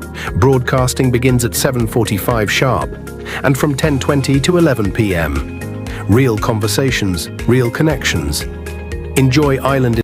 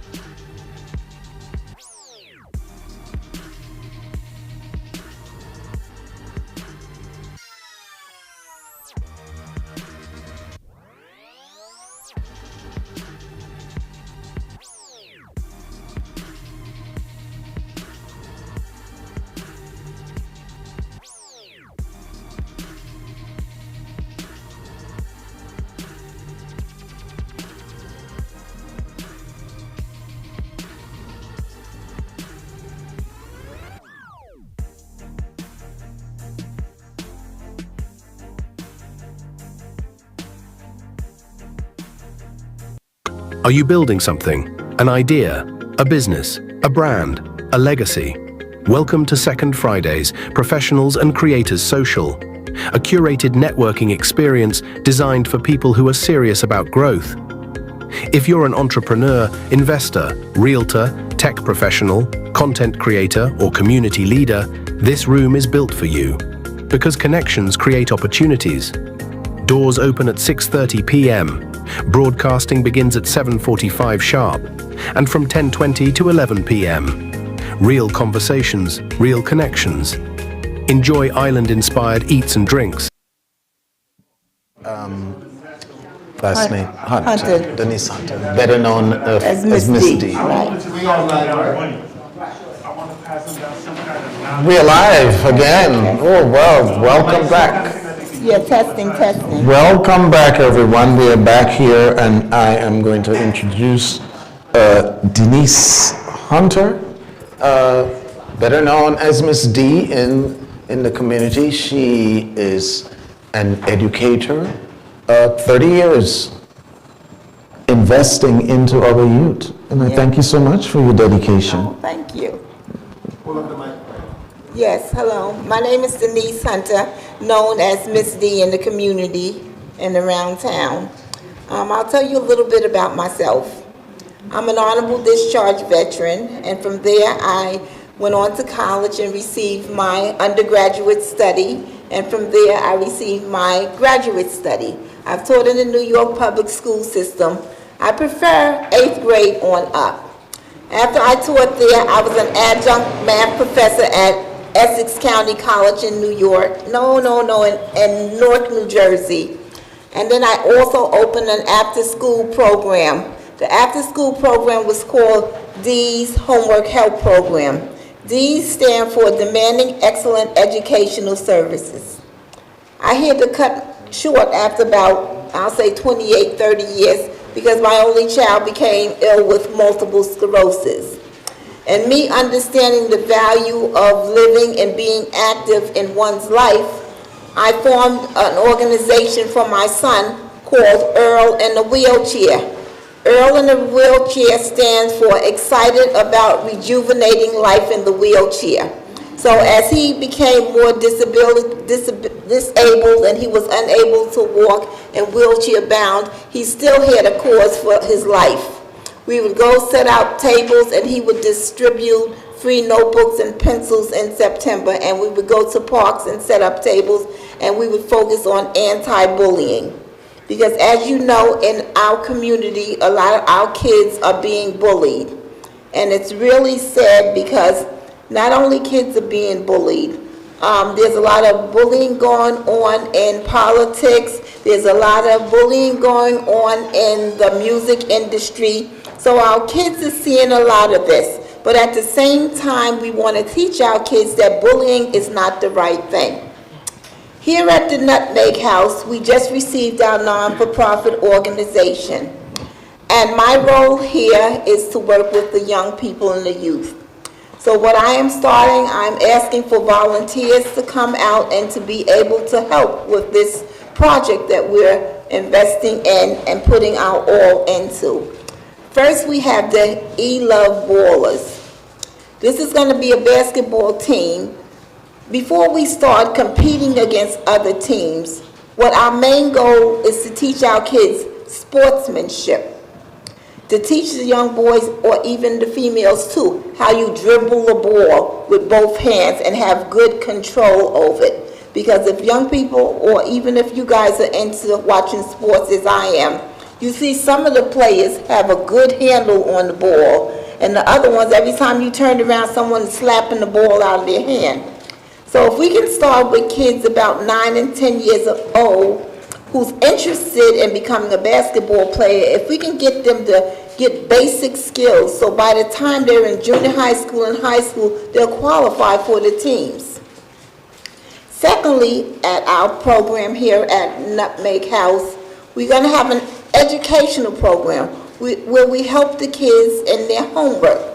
We also show the kids the importance of the different content areas and how they lead into different careers. Because a lot of times our young people feel that they have enough money to get fancy eyelashes, a little bit of hair on their head, and then they feel that they're very successful. We have to go beyond that. We have to teach our kids to be leaders. We have to put our kids in leadership positions so they can help the next person. And this is so important. And it's unfortunately, we do have some parents who are parents, but they don't know how to parent. So therefore, here at the Nutmeg House, we will be holding workshops to empower parents, whether they're the father or they're the mother, where they can come here and talk with people who have had experiences in different areas. Because a lot of times people don't want to get involved because they don't want people in their business, okay? And I must say, that's the way my mother was, and I really, really hated it. The way I raised my son is that if I had a problem, I reached out in the community, and there were so many organizations and people who just were great pillars to lean on and for guidance. We have a lot of young people in our communities who need help, who need support. And we, as people, just being a neighbor or just having a friend, we have to reach out our hand. Because sometimes $5 can mean so much to a person. A little hello to a person. In the building where I live, it's changing. You have all type of ethnic groups in the building. And I say hello to everyone. And if they don't speak, I say, oh, are you having a hard day today? How are you doing? And then when I see other neighbors, they just walking by each other. I scheduled a meeting for tomorrow. It's called a town hall meeting. I am trying to get people out and to get involved in the community. Because community involvement and community awareness makes a better community and a much better neighborhood. We have to learn how to be neighborly. A lot of people come out to meetings and they talk this and they talk that. And then once they leave the meeting, that's the end of it. And this is one of the reasons why I don't like going to big meetings. I feel if everyone puts their hand out and do a little something, this world would be such a better place. And I say that because a lot of families, they know they have disturbed young teenagers with issues. And the first thing, when something gets out of hand, then all of a sudden they call the police department. However, if they would have been involved in community affairs, different organizations, when something hit the fan, those organizations and people would be familiar with them. Now just put yourself in a position. You have a deranged person, and all of a sudden you call the police department. They don't know this person at all. Of course, they're going to be a little scared, and sometimes they act a little irrational. But we can change a lot of that. We as a community have to get involved. We as a community have to start from the basics. So many people wait for people to start something, and then they say they want to be a part of it. All my life, I have been a person who goes out there and do things on their own. When I started my organization in Newark, New Jersey, I didn't know anyone in Newark. I had just moved out there. And what I did is walked up and down the block and gave out flyers and got to know people. And then it became very, very successful. I just buried my mom January 19. She was 89 years old. I'll accept my sympathy. My mother raised 7 children, and every single one of them finished college. My mother was a nurse, very beautiful woman. Her father was Puerto Rican, and her mother was from Barbados. My father was from South Carolina. He was a hustler, and he was a handsome man. He was a number writer, and he was a gangster. But one thing that they instilled in us, I must say so, is the importance of education, faith, and cleanliness. Growing up, I thought they were the strictest people on town. But then now, as I'm a full adult and I look around, I say, you know, it was really worth it. And this is the same thing I tell my young students, that your parents may be fussing at you, and you may see 100 kids doing the wrong thing, but when you get into an environment when things are competitive, and you see people on the same level that you're on, you will appreciate it. And I will definitely give you an example. My sister was one of the first girls to attend Brooklyn Tech High School. All my siblings attended Brooklyn Technical High School except me. I was the cornball. I went to a vocational academic school, New Utrecht High School. My sister raised 2 boys. One boy went to Bucknell University on an academic scholarship, and he played Division I football. The other son, he went to University of Pittsburgh and graduated with honors. That's the same school that my brother had attended. From there, he went to Grenada and went to medical school. Now he's out in Chicago doing his residency. He will be graduating in December and receiving his white coat. Why I say that? It doesn't make a difference where you come from, who you are, and who your parents. The ambitious level is within. If you have a desire to be successful, to make a difference, it can happen.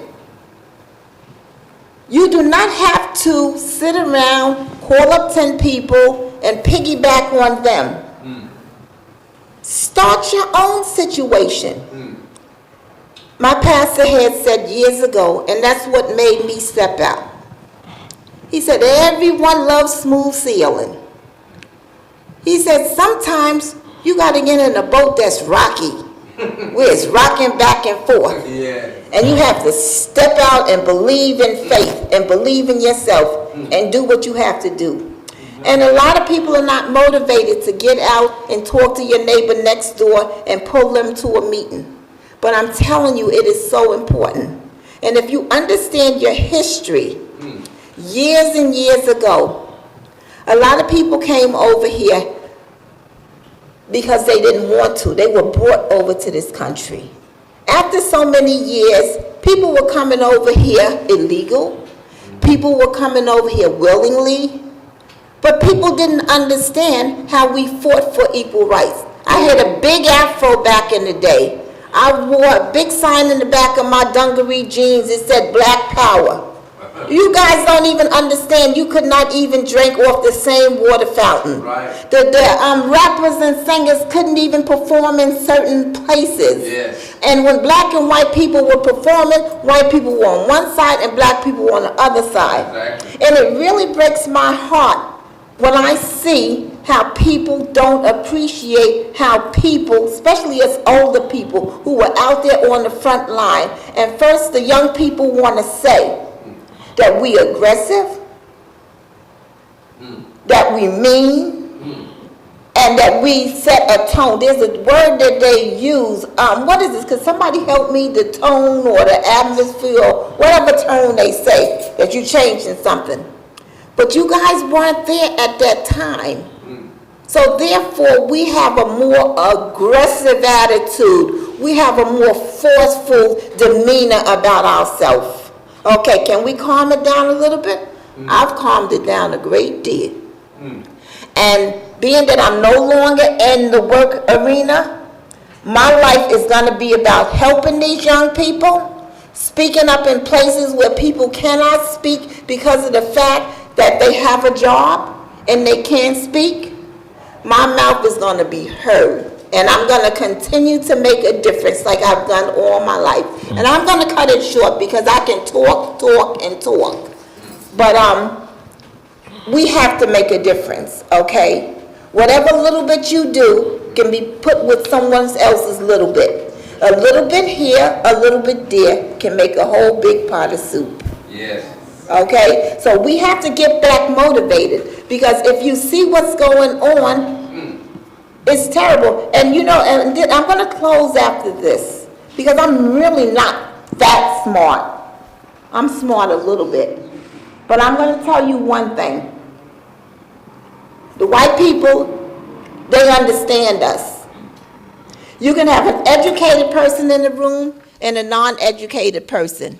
And if they detect any conflicts between you two, they're going to gravitate towards the uneducated person. The person who has an opinion and a voice, unfortunately, is less respected in the white community. And I've experienced it. I've spoke to a lot of people about it. People don't like boisterous people. And this is the last thing I'm going to say. I'm going to give you one example about exactly what I'm talking about. My son is disabled, and I'm his passionate caregiver and activist. I speak up on everything. I was over at the hospital one time, and the doctor, I said, I want this, I want that. And I was speaking up on behalf of my son. And then he says, oh, you're pretty hostile. So then I asked him the definition of hostile. I said, well, it wasn't me. So I said, why would you use that term hostile? I said, maybe to someone who's uneducated, it might have sounded like a nice word. But to me, I understood exactly what you said, and that was wrong. So then he apologized to me for using that term to me. You know, so we have to be careful about how people speak to us, and we have to let them know that it's inappropriate. We don't have to be arrogant. We can speak with intelligence. Because when it comes to me, I can go both ways because I can curse like a sailor and then I can make you feel so bad by talking so nice to you. You know, so at this point here, I'm here with Miss Denise at her place over here. And like I told her, this place is definitely going to be a success. There was a Spanish woman at the corner over there selling coconut water, and every single black person was going to her buying coconut water and kept her in business. Then she just moved from there and opened up a little store right up the block there. Tell me why black folks can't come in this place over here and support us. Why everybody in here can't bring at least 2 people the next time we have something in here? Why can't, when you have your birthday party, you can't rent out this hall over here and keep us in business? Tell me where you can find a nice spot like that. Some black people have a spot, but it's not as bad as this place here. So I'm challenging each one of you guys to at least refer 2 people in here to have a birthday party, a christening, or something in here. Can we all admit, can we do that? Yeah. Okay, that's what I want. I want this place to be successful. Did you hear what I said? I want it not to be here for 2 years. I want it to be a permanent fixture in the community. Yes. With 20 years, oh, you know, that big mouth lady was in there speaking, working with Miss Denise up in there, but you no, she dead and gone. But you know, it's still going to be going. So please, and I'm very, very serious about that. We have to stick together when you see a business there, when they don't have all the monies that they need. Help us. Okay, thank you. Any questions? Thank you, Ms. D. Ask me what? You got a question to ask me? Ms. D, you didn't even invite people to the... Oh, okay then. Well, this is for the community. If you live around here, this is my first town hall meeting. Well, I used to organize years ago, but then I moved to New Jersey. And I came back because my son wanted to come back to New York because we know everybody in the building. And he's a man. He's 47 years old. So even though he's in a wheelchair. And we got to pray for him because, don't get me to cry, he's at his last days now. He's not talking. He's not coherent. He was in the hospital, but I chose to take him home. So he's home with me because they had needles all in him and I just couldn't take it anymore. So he's home with me. So please, his name is Earl, Brother Earl. I have such a handsome son. And he's so sweet and he's so humble. And let me tell you, even when he was growing up, even though he had every single pair of Nike sneakers, everyone loved him. And I say that one time I was driving at the gas station and this woman came to my window. She said, "Are you Earl's mom?" I said, "Yes." She said, "Oh, he left his wallet at my house. He's always coming over to visit me and my daughter." This woman looked horrible. She had lupus. And you know, that just made me continue to feel about my son. He's not a biased person. Here we probably, oh, I'm not hanging out with that person. I'm not gonna go to that person. The person looked too funny. My son was the sweetest little kid, sweetest. When I used to steal his basketball sometime, I said, "Don't fuss about it. You come home, I'll buy you another basketball." He won the MVP at the YMC up the block. I'd take him to Rutgers basketball. He used to play 4-on-4. And when he first got sick at 20, he cried. And I gave him the biggest bear hug. I said, "You see me? As long as I got 2 hands and 2 legs, you have nothing to worry about." And he never cried ever since that. Sometimes I had to slow him down because he forgot he was in a wheelchair. "Hey, baby, hey, what's your name?" I had to say, "Slow down, Earl." Okay? Thank you. Thank you, Ms. D. I'm going to speak again. Thank you, Ms. D. Thank you so much. Yes. So, Ms. D. Oh, you got a question for me? No, we're in commercial break at this time. Commercial break. Yeah, we're going. Are you building something? An idea? A business? A brand? A legacy? Welcome to Second Fridays, Professionals and Creators Social. A curated networking experience designed for people who are serious about growth. If you're an entrepreneur, investor, realtor, tech professional, content creator, or community leader, this room is built for you. Because connections create opportunities. Doors open at 6:30 p.m. Broadcasting begins at 7:45 sharp. And from 10:20 to 11 p.m. Real conversations, real connections. Enjoy island-inspired eats and drinks, fish cake, fried breadfruit, kingfish, snapper, and more. Hosted at the Nutmeg Clubhouse, 1215 Flatbush Avenue, Brooklyn. Just $5 access. Want visibility? Vendor tables, live ads, sponsorship packages, your brand in front of professionals who are ready to move. Second Fridays. Opportunities start here. RSVP now.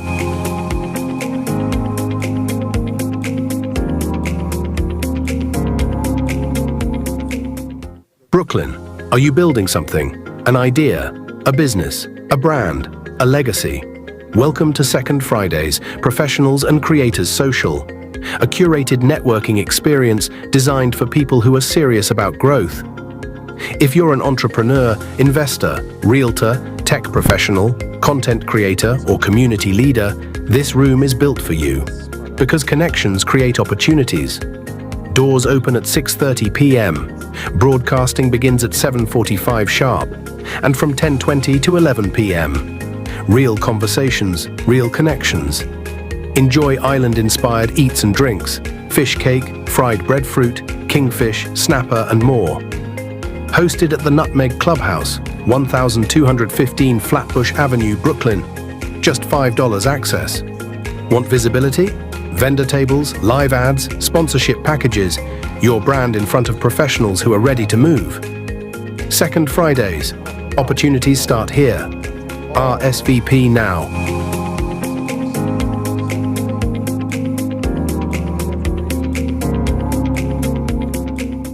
Brooklyn. Are you building something? An idea? A business? A brand? A legacy? Welcome to Second Fridays, Professionals and Creators Social, a curated networking experience designed for people who are serious about growth.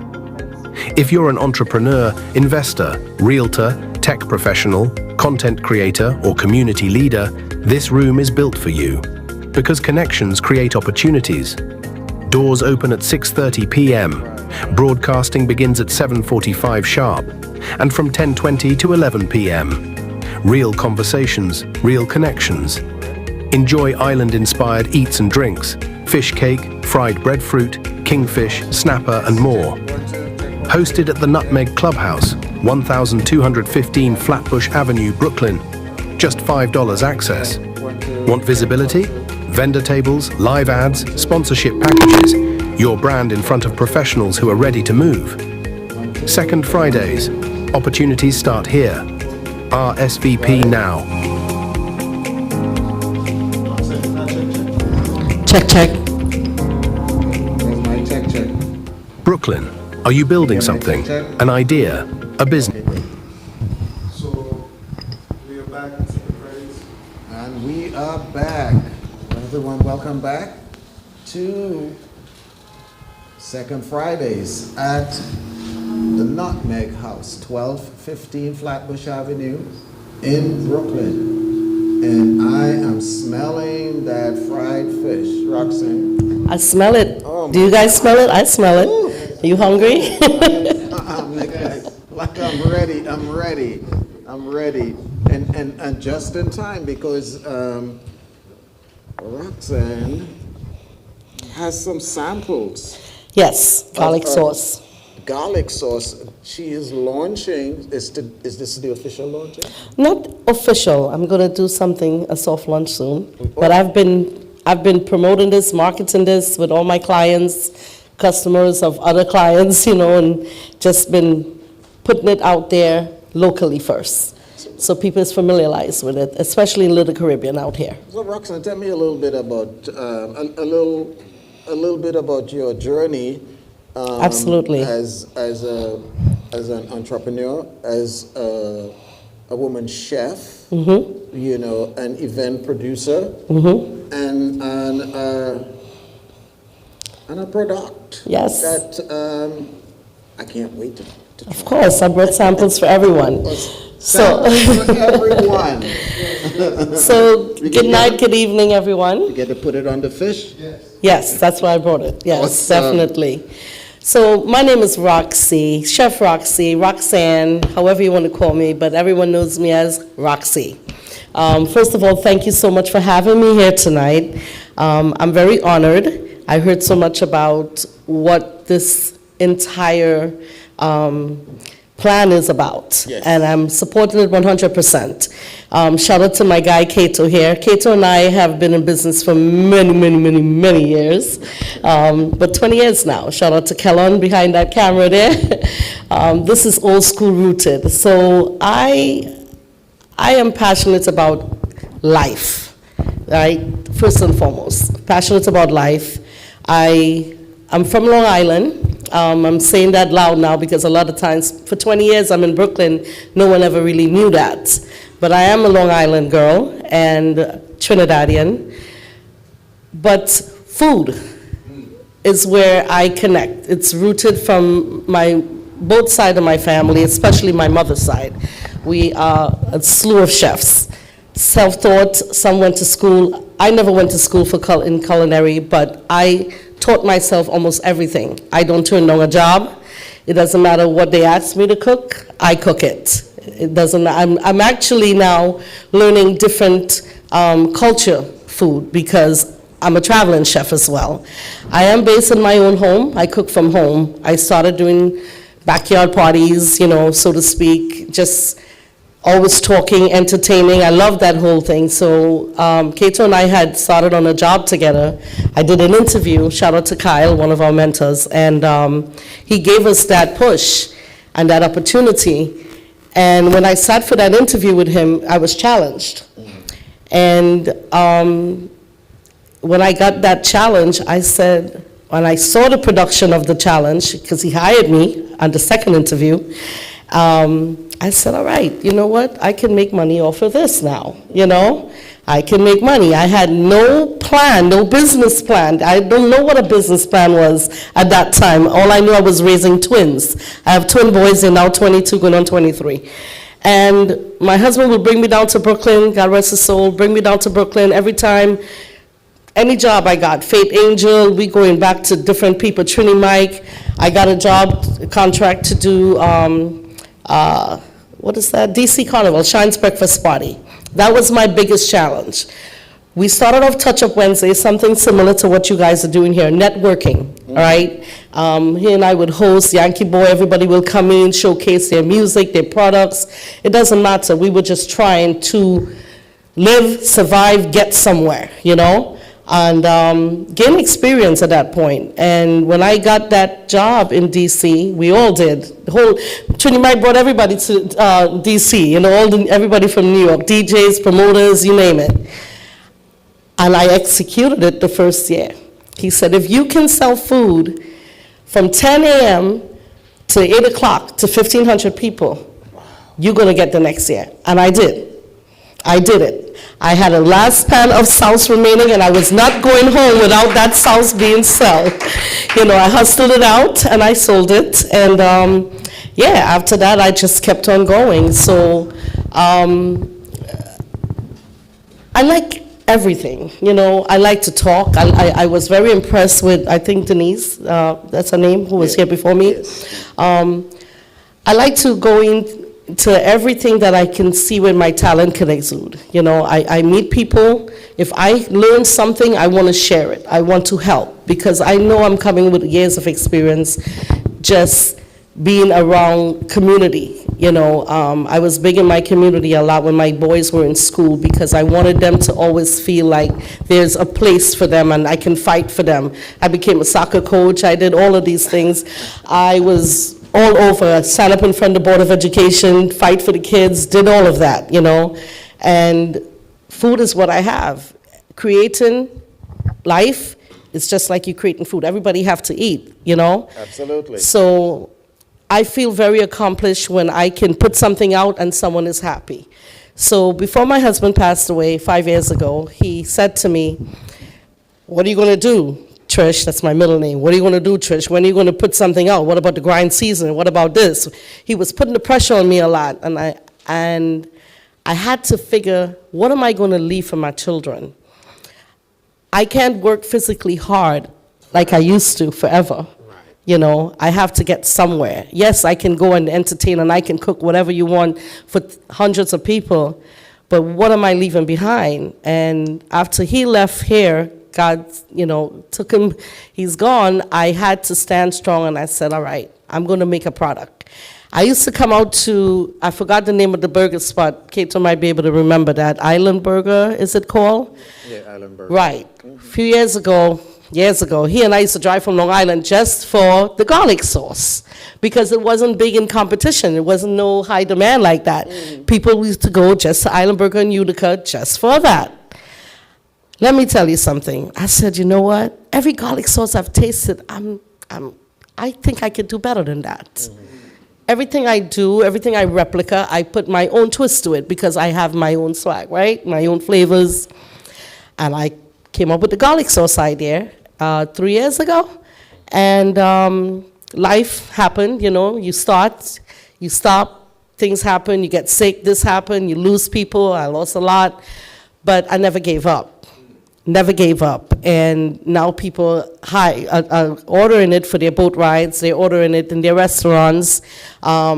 So this year, it's a more focused, better year for me in my business. I'm rebuilding, reconnecting, and this will be on shelf. I was selling this garlic sauce without even having the product in Florida. When I go to Carnival, I'm always working. You know, every day is a job. You meet someone, you know. And the guy in Broward Meat Market, he told me, he said, when you get this ready, I have a corner space for you on the shelf. He didn't even taste it, but me just talking, every time I go, I visit him there. And then one day he tasted it, he said, when you're ready, I promise you, it'll be on the shelf. So I have that goal. That's just a little bit of the goal. My goal is for international. You know, this is the first of many. I'm just focused on this, but when I do my launch, it's going to have the brother and the sister to this, so to speak. But vacuum seal, look out for Chef Roxy, vacuum seal food, seasoned meat, cooked food, all of that is going to be coming. Awesome. You know, so and everything it's all for my boys, you know. They have made me proud. They're holding it down right now. Amazing young men, he can tell you that. They're very respectable, very kind.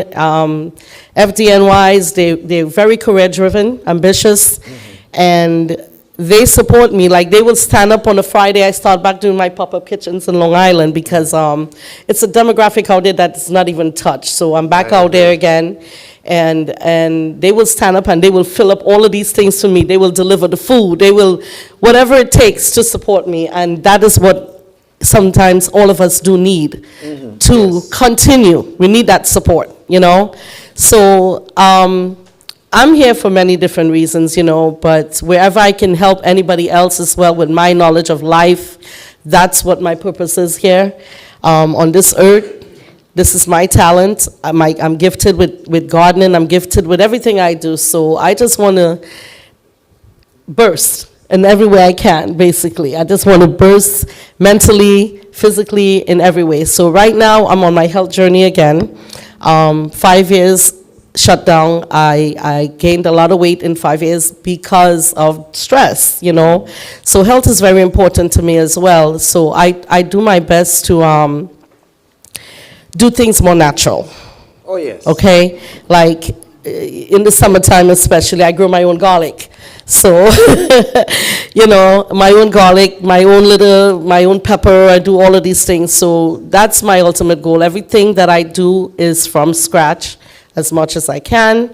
I'm even involving in a health and wellness company right now. I became a marketing person for them, Melaleuca.com, and it's changing my life, even my household. I'm transforming a lot of different things in my life. So I'm pushing a lot of health menus as well with my meal preps, because I do that for like the teachers, the local schools in my area. So I always try to focus on a vegetarian menu where it's more healthier, you know. And when I cook, I don't care. I don't cut corners at all, because whatever I put out, I want to be able to eat it. Absolutely. If I cannot eat something, I can't put it for someone. So I will go the extra mile and cleaning all the extra pieces in the chicken. You ain't getting no fat, none of that. Like, I go the extra mile because quality is what it's all about. And so yeah, that's pretty much in a nutshell, you know. There's other things that I get involved with wherever I can, but my focus right now is really getting my products out there to the community as much as we can, you know. I like the fact what you said, that you're growing your own garlic. So when we have authentic. Correct. And when people say organic, then it means that this is organic because you grew it. You know, I agree that I grow it, right. I don't use any chemicals in my garden at all. I don't. I do compost. My kids were yelling at me, Mom, ew. I said, listen, it's March. I got to get that soil turned over. You don't worry about ew. Cover your mouth with a mask and go turn that soil over for me, because I put my natural compost, everything that I use in my kitchen from my juicing in my garden. That's the fertilizer there for me, you know. People don't understand how beneficial garlic is to the human body. Correct. Very, very, very beneficial. As a matter of fact, garlic was basically the go-to herb when the pandemic was here because there wasn't anything else, to figure out how do we, combat this virus. And garlic was one of the first go-to. Exactly. So- Garlic and turmeric together, Yes, yes.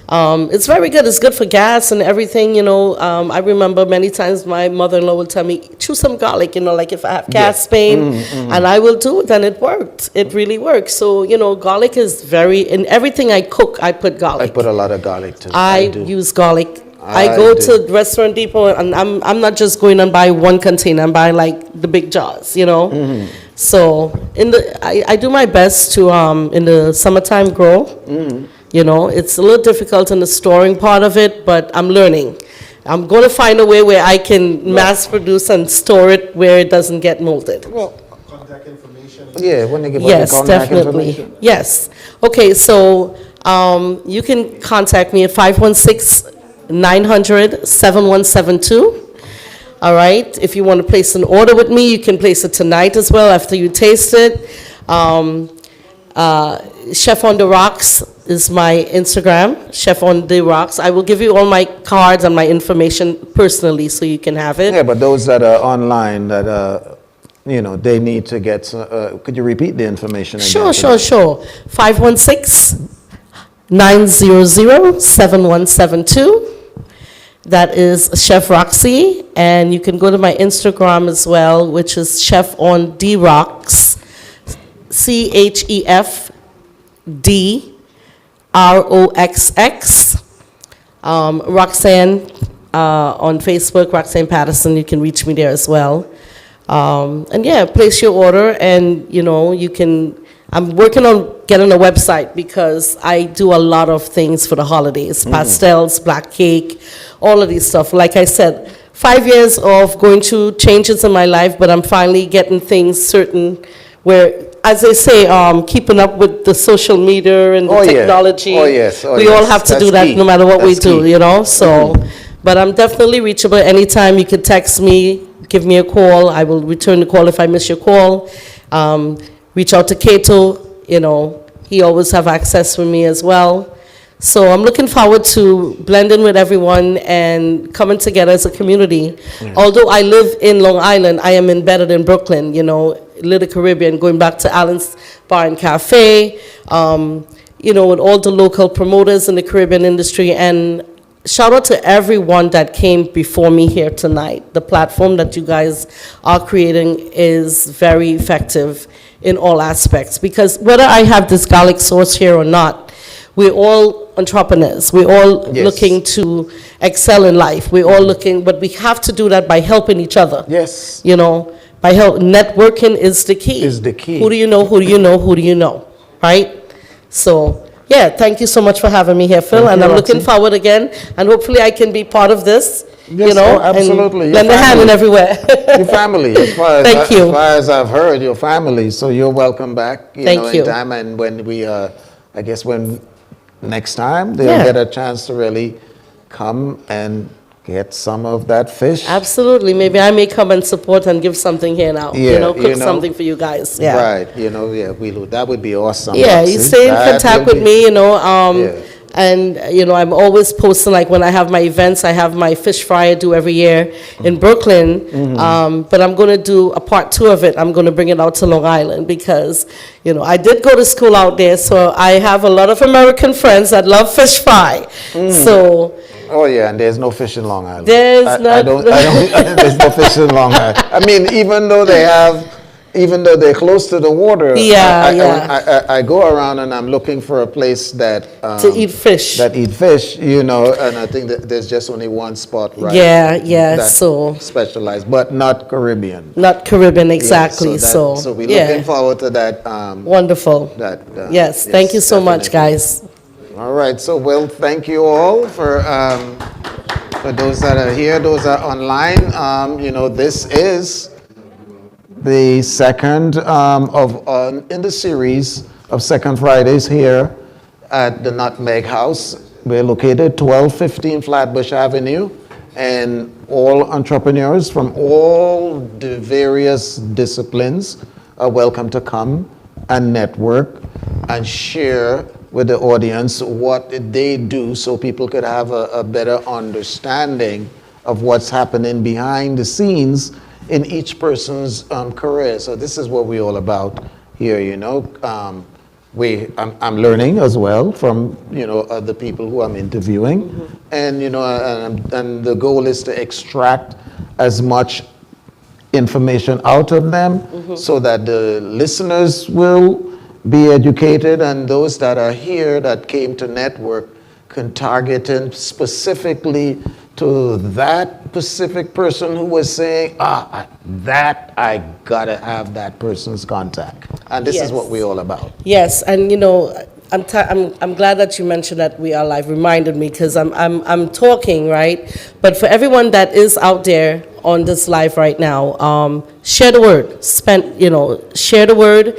Tell a friend. Tell a friend. If it's not for you, it could be for someone else. You know, but it is a platform, and a lot of people are not given the opportunity to showcase their business. They're scared. Fear is a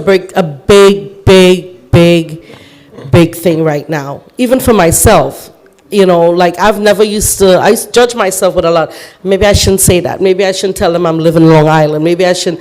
No. We have to be able to be vocal, rely on each other, you know, so Nutmeg House. I'm driving here, and it's my first time coming here, and yeah, it's a beautiful space. You can do a lot here. Yes. Meetings, conferences, if you want to do parties, baby showers, you need a space, this is it here. Yes, you know, there's always a way. There's a lot going on in here, and I definitely want to link up with Denise in the near future in helping the parents. That's a good idea, because that is rooted. If we don't start from home with a lot of things, and sometimes, unfortunately, parents are not even taught that, but they're just winging it because of domestication, and their parents weren't taught certain things, and they just, you know, so we have to be able to help each other out. So thank you again for having me here. Have a good night, everyone. Good night. Are you building something? An idea? A business? A brand?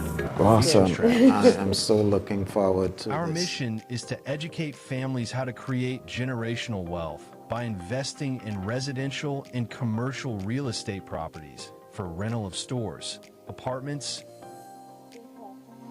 Airbnb, and rooms. Single family house, 2 families house, rooms, apartments and luxury apartments.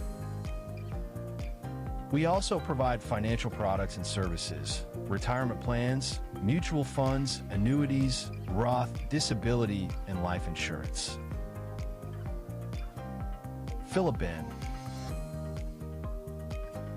Email wealthcreationstrategist@gmail.com. Instagram ben.phillip.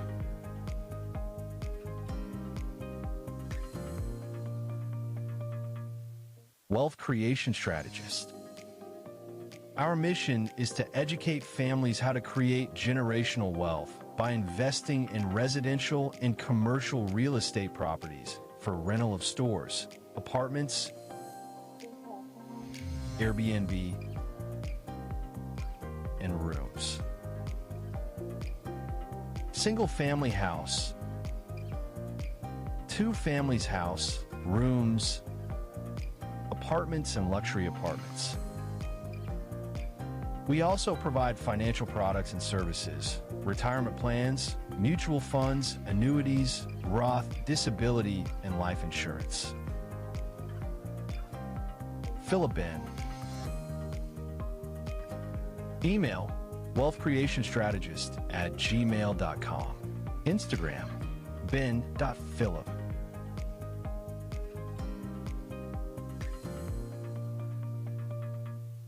Wealth Creation Strategist. Our mission is to educate families how to create generational wealth by investing in residential and commercial real estate properties for rental. Are you building something? An idea? A business? A brand? A legacy? Welcome to Second Fridays, Professionals and Creators Social, a curated networking experience designed for people who are serious about growth. If you're an entrepreneur, investor, realtor, tech professional, content creator, or community leader, this room is built for you. Because connections create opportunities. Doors open at 6:30 p.m.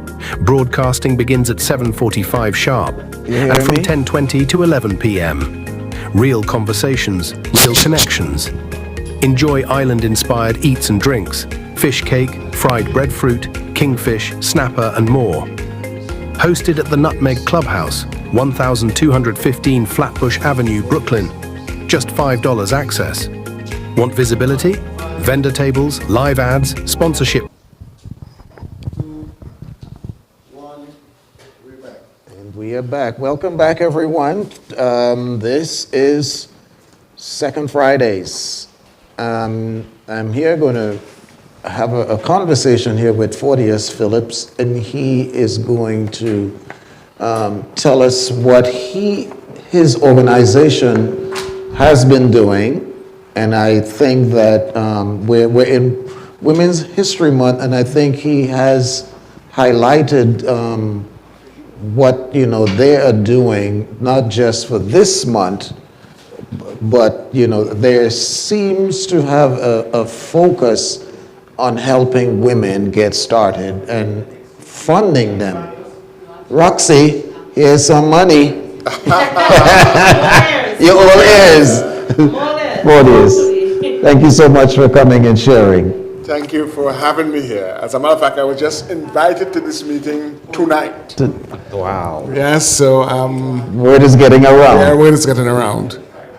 Well, I'm from Lancaster Youth Forum. It's a non-profit that we started in Lancaster, Pennsylvania in 2008. But it was part of an organization that I had started back in Trinidad called Youth Forum TNT. So we're one of the largest organizations in the country, training and teaching young people to become better people. Awesome.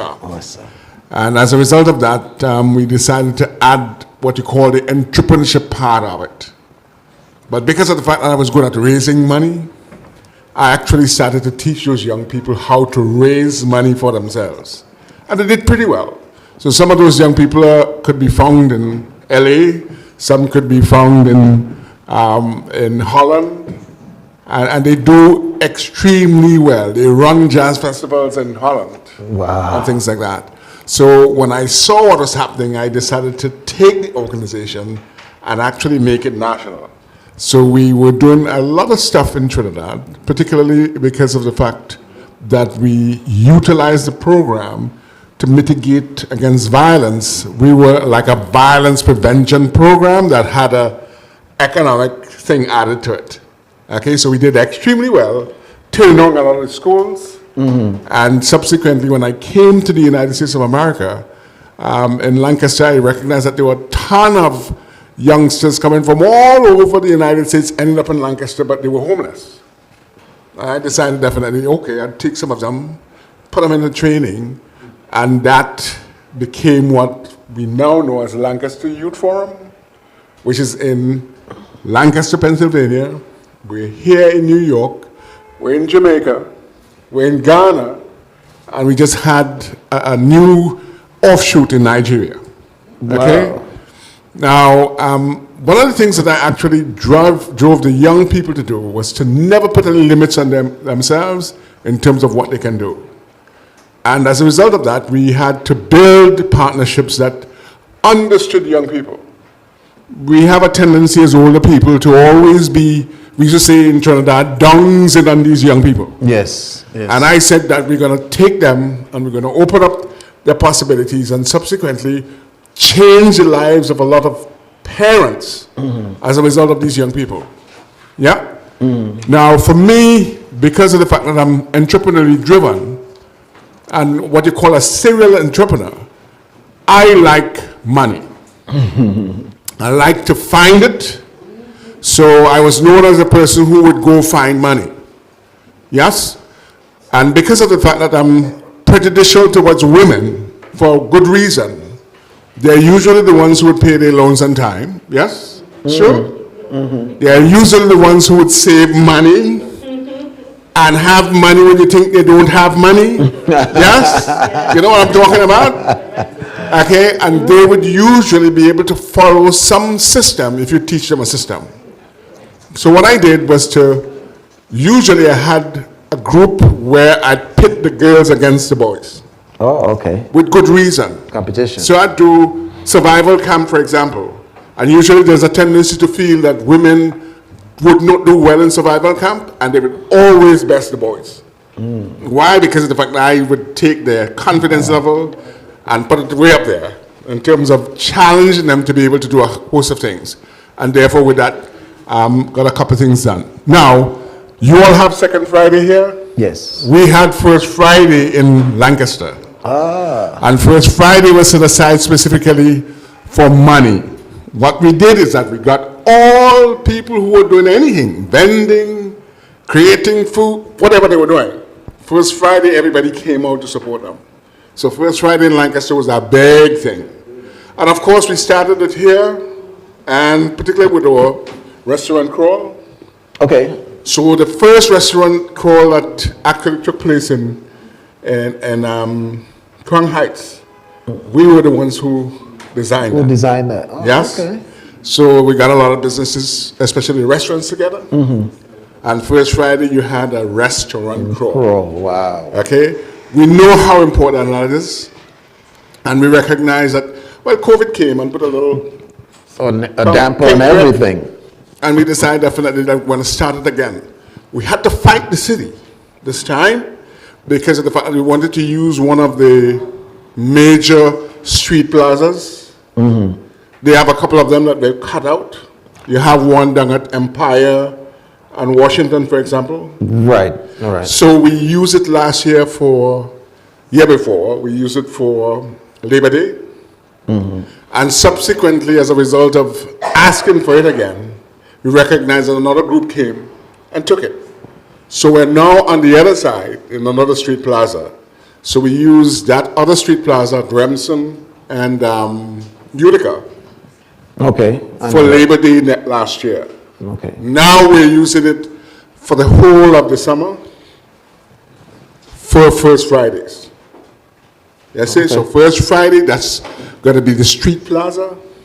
Okay, Remsen and Utica, I know that intersection. Okay. Yeah. Now, we had to fight the city to get them to give us the space. Why? Because there's a tendency to feel that if you are black, you're not going to really take care of the space. And we had to show them, look, we're doing better than even our white brothers in terms of taking care of this space. So we have to really do what my good friend talked about a little earlier, getting our political operatives to understand the importance of economics on the ground. Okay? Now, because of the fact that we're doing all of that, we organize a lot of our women into business communities of their own. So we just were finished registering the Cato Merchants Association, which is the market. Yeah, right there. So they are now a registered entity. They were not? They were not. Really? No, they weren't. They were just vendors. So we just organized them as a merchants association. Quite now, interesting, Cato. I want people to understand what that means. As a merchants association, they're going to be a registered non-profit, but a 501c6. What that means is that you can petition the state for funding. Oh, okay. So you can petition the state for as much as $5 million worth of funding. Yes? I need some money. Yeah. Every block here in Brooklyn or in the city can access, if it's organized, can access $150,000 in grants every year. Every block, you say? Every block. Cato, that came right by All you? you need to do is to organize your block. I'm the president, vice president, and what have you, and you can apply for $150,000. What is your after hours number? Well, you have it, yes, okay? You want to hear Now- something interesting? Yeah, The Caton, I started vending yeah, on Flatbush Avenue. I was the first person to start vending on Flatbush Avenue. and you That- out that- of the thing? Yeah, that was years ago when Listen. the police used to come and throw take everybody's- over. Yeah, yes. I had a black van. I was a DJ back then, Music Right. Research Lab. I was a record collector, and I had a black van. I had a huge library. Wow. And people would come from all over to get my music, and then the whole street became a Right. mall, and then the owners of the stores, they started having Okay. people, and Una Clark at that That's time. right. She organized She it. organized the van drivers Yes. as well. Right. Right, and we used to go to that community board over there with her. 18. Right, Community board to get them to stop. But Right. at that time, I had transitioned from that and went into my other business, and Okay. she had the parking lot at Right, Caton, yes. turned into the mall. That's I right. never went in there, and I never went anything. I should be getting some kickback because I was the one that was brave enough to say that I'm going to hustle some on Flatbush Avenue. Right. So now there are Merchants Wow, Association. Merchants Association. Yeah, I So always thought they were anybody now organized. can join the Merchants Association, registered at the state. Yes? Roxy? What does it? Yeah. Okay, now, so that's at their level up there. That includes male and female. Yes. However, there's a lot of money for female entrepreneurs. For female, listen up. You do not have to have any stated business per se, except you have to have an idea. Yes? So your credit could be shut, it could be nothing at all, except that you're female and you want to start a business. There's the Grameen Bank, which is a microfinancing bank, specifically for women. So we've gotten a couple of women in and around New York to be part of it that are doing pretty well. Some of our women have gone in there twice or three times for funding. All you have to be is female, have a business idea, and I say to a lot of women, have a bank account somewhere. It's not hard. You meet every Friday for about an hour online, so you don't have to be there in person. Yes? And after your third meeting, you can make a pledge for a loan. That sounds cute, huh?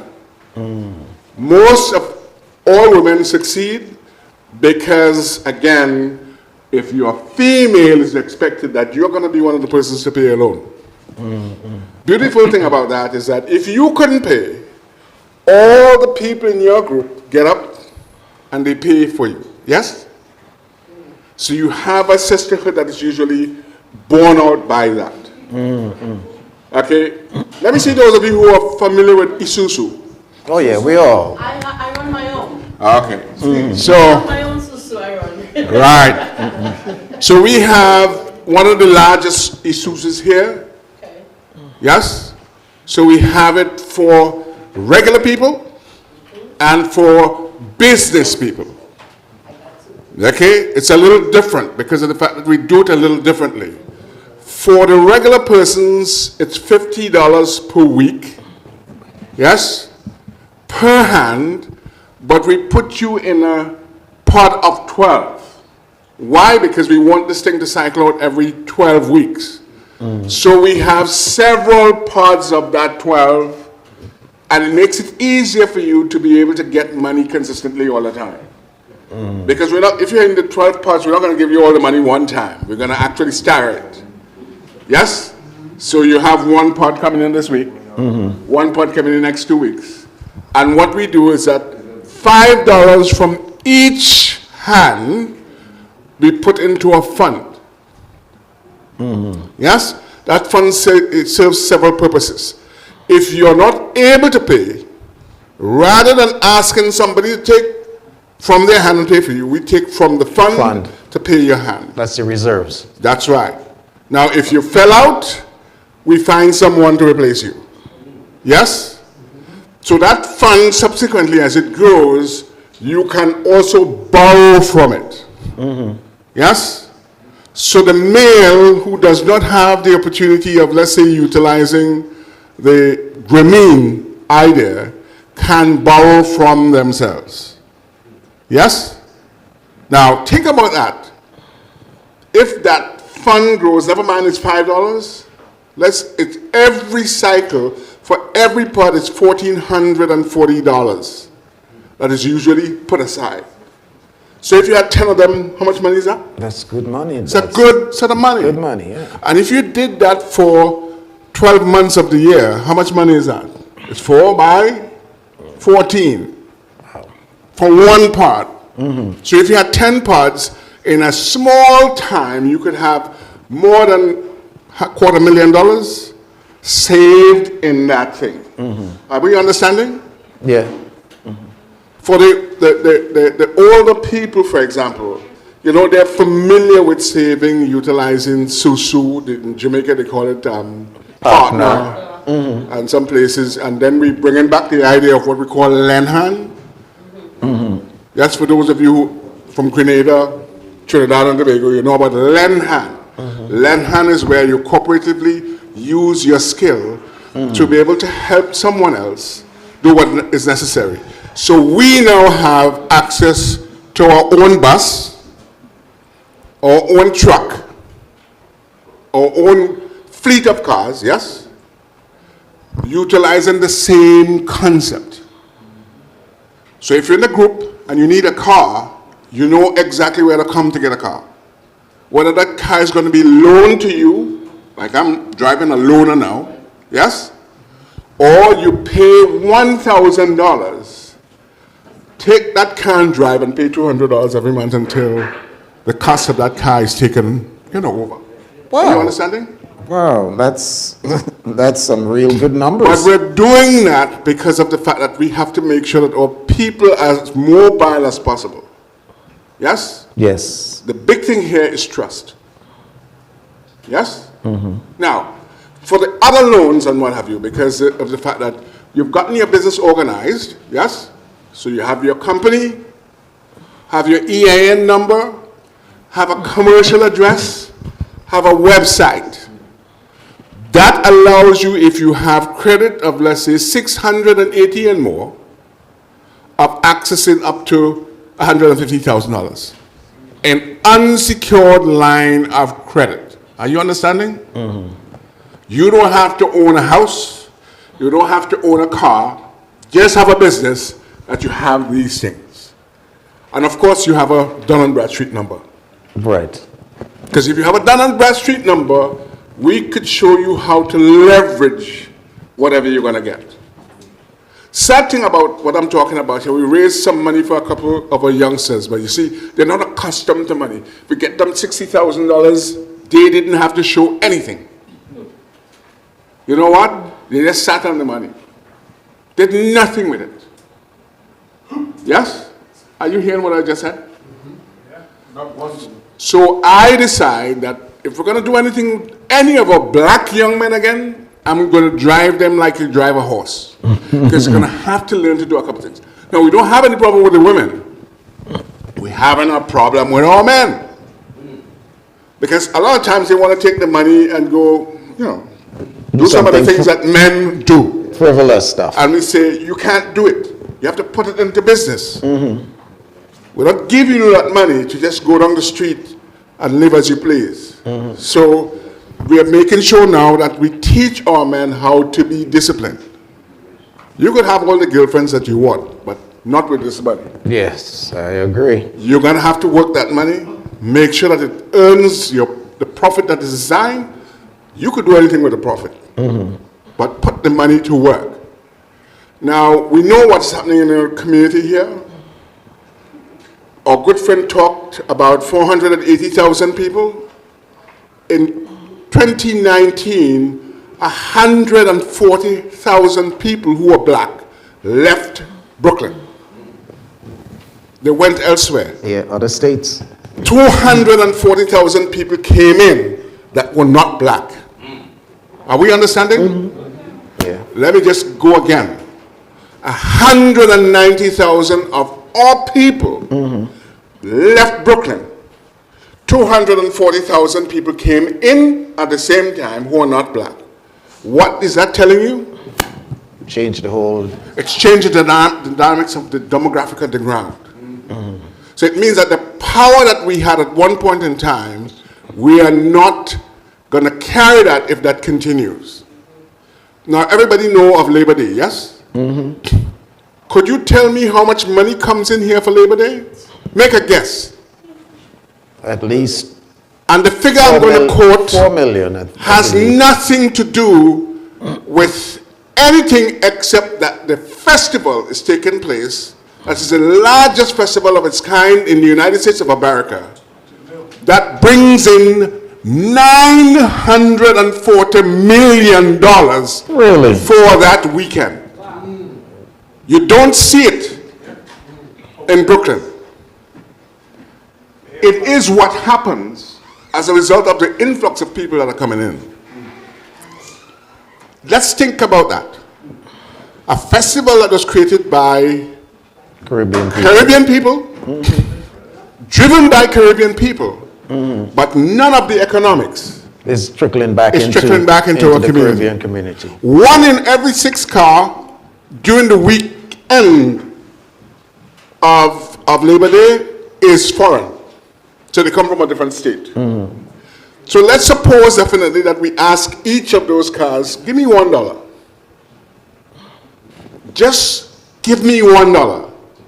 And so this time we're going to do a little exercise. We're going to go on the parkway and we're going to put up a donation booth, yes? And we're going to ask every person for $1. For $1. It is estimated that on the parkway, You see the police stopping this young black man here? 3 of them, 4 of them police was up to their car. Oh, yeah? Yeah. That's what goes on. Taking videos. Yes? Yes, let's go ahead. So it becomes important for us to understand the economic power of Brooklyn. Now, he just talked about what they call the overall economic power. It's the federal government, it's California, it's New York State, then New York City. I want you to know definitely that Brooklyn, in terms of what we call carved out areas for economic power, in New York State, it's Manhattan first, it's Buffalo second, and Brooklyn third. Not Queens. Well, Queens is now going to be in play because they just spent how many $1 billion they're spending over JFK? $30 billion. They just spent about $13 billion over at LaGuardia. Yes? And we as a people have got to understand the economic benefits that have been derived from this money that has been spent. Okay? I want us to bear in mind that we do have opportunity to make sure definitely that we're not broke. So we don't have to sit here and watch our other brothers, you know what they look like, with their skull caps and what have you? Because they're taking everything. Yeah. Yes? Yes. So lastly, which is most important, we have started just January, a cooperative real estate investment trust. Wow. Are we understanding what I just said there? If you're talking about putting money together for economic purposes, understand what real estate is. It's the floor on which the United States economy runs. And if we're not in that, we're out. So with that, I yield. I thank you so much, my brother. Thank you for all of the statistics, the data, information that you've shared is invaluable. We're definitely looking forward to have you come back again because I know that you needed more time. Oh, yeah. Yeah, you know, and you and I will have a conversation because there is some information That's right. that you and I, we need to And share. for all the women who are here, there is money for you. I'm sorry, kiss your husband, tell him you love him, but this is your business. Yes? Okay. Thank you. Thank you. Are you building something? An idea? A business? A brand? A legacy? Welcome to Second Fridays, Professionals and Creators Social, a curated networking experience designed for people who are serious about growth. If you're an entrepreneur, investor, realtor, tech professional, content creator, or community leader, this room is built for you. Because connections create opportunities. Doors open at 6:30 p.m. Broadcasting begins at 7:45 sharp, and from 10:20 to 11 p.m. Real conversations, real connections. Enjoy island-inspired eats and drinks, fish cake, fried breadfruit, kingfish, snapper, and more. Hosted at the Nutmeg Clubhouse, 1215 Flatbush Avenue, Brooklyn. Just $5 access. Want visibility? Vendor tables, live ads, sponsorship packages, your brand in front of professionals who are ready to move. Second Fridays. Opportunities start here. RSVP now. Creation Strategist. Our mission is to educate families how to create generational wealth by investing in residential and commercial real estate properties for rental of stores, apartments, Airbnb, and rooms. Single family house, two families house, rooms, apartments, and luxury apartments. We also provide financial products and services, retirement plans, mutual funds, annuities, Roth, disability, and life insurance. Philip. Are you building something? An idea? A business? A brand? A legacy? Welcome to Second Fridays, Professionals and Creators Social, a curated networking experience designed for people who are serious about growth. If you're an entrepreneur, investor, realtor, tech professional, content creator, or community leader, I'm ready. We're on, we're live, and we're back again here. And this is what we are called Second Fridays. So every second Friday of each month, we're inviting all professionals of all disciplines to come on over and join myself and Cato here at the Nutmeg House to not just network, but to really enjoy some great Caribbean cuisine, you know, and you get the opportunity to be interviewed and to share your journey in the specific discipline that you're in. In doing so, you will inspire those who are viewing online and those who are here in the crowd to kind of think of different,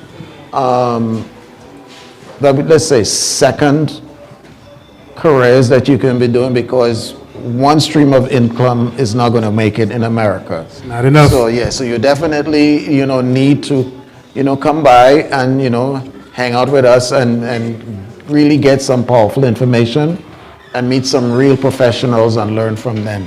So I want to introduce you to Kellen Nash. He is a realtor like myself, and he is going to tell you a bit about his journey and what inspired him to become a real estate professional. Thank you. Thank you for having me. My name is Kellen Nash, originally from Grenada, West Indies. I've been in this country since 1986. So I grew up in the U.S. I grew up in Brooklyn and Crown Heights specifically. And yeah, I grew up in Crown Heights specifically. And, you know, from a young kid, I started DJing. I know you're a DJ as well. Mm-hmm. You know, my friend speaks of you highly for a lot of years, him and I spoke, and he spoke of you highly. So, you know, it's great to meet you finally. Thank you. You know, and it's also great to know that you're a real estate professional as well. So, Yes. I guess we got the same path. We got hustle. We got hustle. All right, that's good. That's good. So, I just wanted to give you guys a quick. I don't want to take too long. And big up to Roxy also, and big up to Cato for having me. I know these guys for a lot of years, and we've crossed paths and we've done business and hang out. And you know, I just like to big them up as well. But I like to give you guys a kind of synopsis, a kind of way of how I got into real estate. Basically, I used to always basically think about, you know, structures. I used to think, how did this person buy this? How did this person know how to get this thing? How did this person do this? And I never had someone to mentor me. I never had a mentor. I never had someone to show me the process. I never had someone to say, hey, listen, Kel, let's sit down. Let me show you to do this and let me show you to do that. And during the pandemic, I was trying to find what Phill calls, second income? Second stream. Second stream of income. So I said, what can I do? And I started thinking. I went online and I found drop shipping. And I thought I could do drop shipping. I said, hey, I'm gonna try this. I'm gonna try to do drop shipping. I'm gonna do it. And going through what they call YouTube University. Okay. YouTube University. I went down the path and I found out what they call wholesaling real estate. For the people that don't know what wholesaling real estate is, not, you don't necessarily sell the property. You get the contract, the property under contract, and you could assign it to an end buyer. So I started learning. I stayed in my house, in my room by myself. I locked the kids out, and I just started learning. I went through the YouTube University, just trying to learn, just trying to see, what can I do? What can I do? What can I do? How can I do it? How can I? And I started learning. And one day something hit me, and I told my wife at the time, I'm not married anymore, but things happen. But I says, you know what? Being that I want to be a real estate professional and I want to do wholesaling, why don't I get into the business? Why don't get licensed? Why don't I get licensed? And I started doing my research. I went online. I found a website online to do basically. I'm losing it right now, but I found a website that I could do my learning, basically. And it cost me $99. And it took 75 hours. But that 75 hours was break up into 1 year. So I could take 1 year to do 75 hours of training for $99. And I said, this is something that I'm willing to do. So I said, you know what? I'm going to do it. That's crazy. Yeah, it is. How long ago was that? This is just recently? How many years ago? This was 5 years ago. 5 years ago, 75? It was 75 hours. I got my license in 1 month. In 1 month? Well, that's about 20 years ago. Okay. It was shorter hours then. Right. Yeah, but, yes. Well, I think because now, because realtors, there is a percentage of the realtors that have brought discredit to the industry. Right. So they double the amount of hours and training that is necessary. Right. Yeah, because a lot of companies, their goal is to claim that they have the most amount of agents. Yes, but yes. the agents are not trained properly. Right, absolutely. And then we got this guy who, 10X guy. Who's the 10X guy? 10X, that's, what's his name? Grant Cardone. Grant Cardone has, because of the type of income that he has made and his mannerism, has attracted a lot of people who came into real estate just because they wanted a jet plane. Right. And they were not here to serve the industry. So that has caused the kind of perception of the general public that some realtors ain't worth the time. Right. So that's why they doubled the time. But you go ahead. Yeah. So I decided, you know what? I'm going to do this.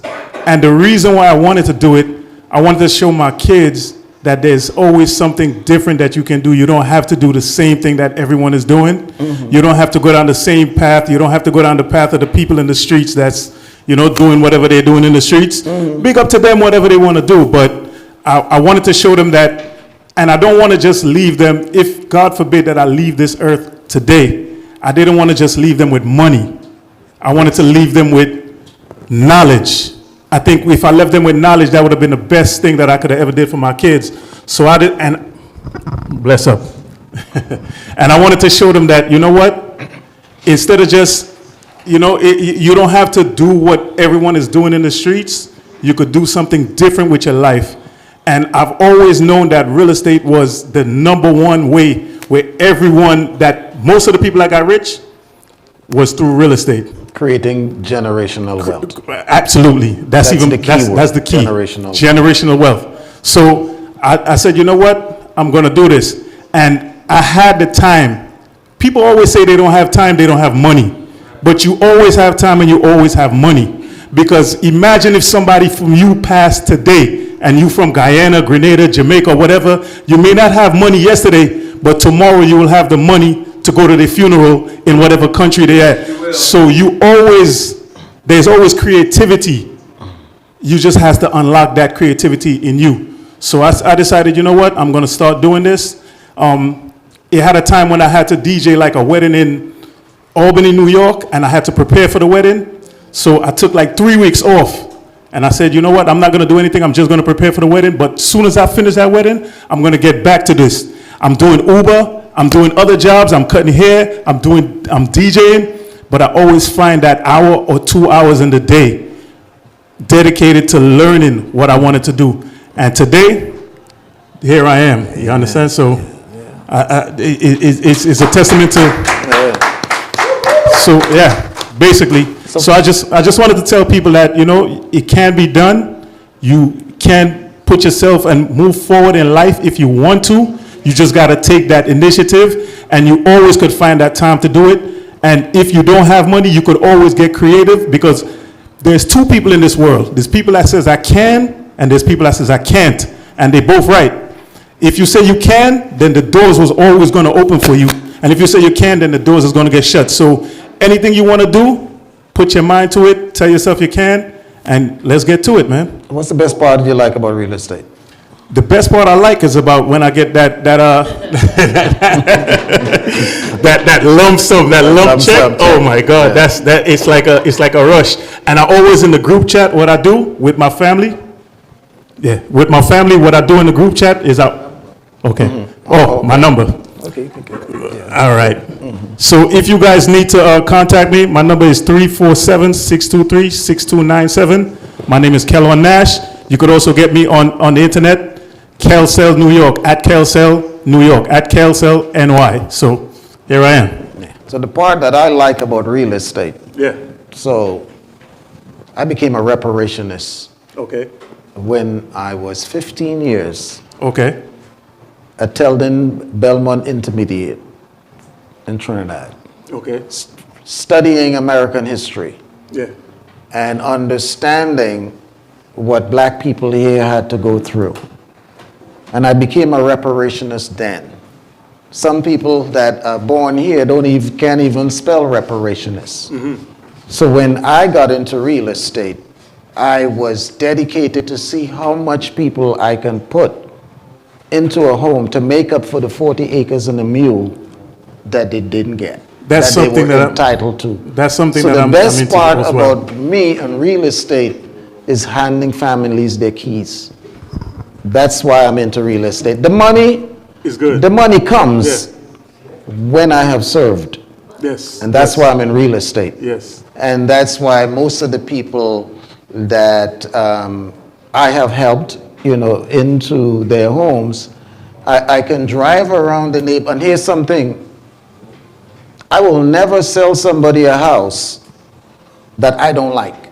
Absolutely. And I teach people the best piece of real estate to purchase is the worst house On the block. In the on best neighbor zip block. code. Yes. Right? Yes. But even though I would go at that house and I would look at that house, I would walk in, take a look, and I would go outside and I would stand up outside and I would lean up on the wall to wait for them to come outside. And then I asked them what do you think? And I said, I don't like that house for you. I can do better for you. Yeah. And I've seen realtors try to sell their clients a house, and what that house actually needed was a match. Burn it. Just throw it down. So I don't believe in some of the agents that are out here that are self-serving. Right. We are here to serve. Absolutely. As realtors, Absolutely. Especially as black folks. Absolutely. That's how I'm in the business. But you want to hear how I got into real estate? Tell me how you got into it. I would love to know. I have a marketing company, so I was doing Tyler Perry marketing. And it had me to go all around Brooklyn, and I used to go in Harlem, and I used to drive around. Even before Tyler Perry, I was doing marketing for the East Coast, West Coast, and Dirty South labels. So I was paid to Dirty New York. Yes. But then when I was moving around and I started seeing certain neighborhoods coming back alive, and I said, geez, something is going on in New York.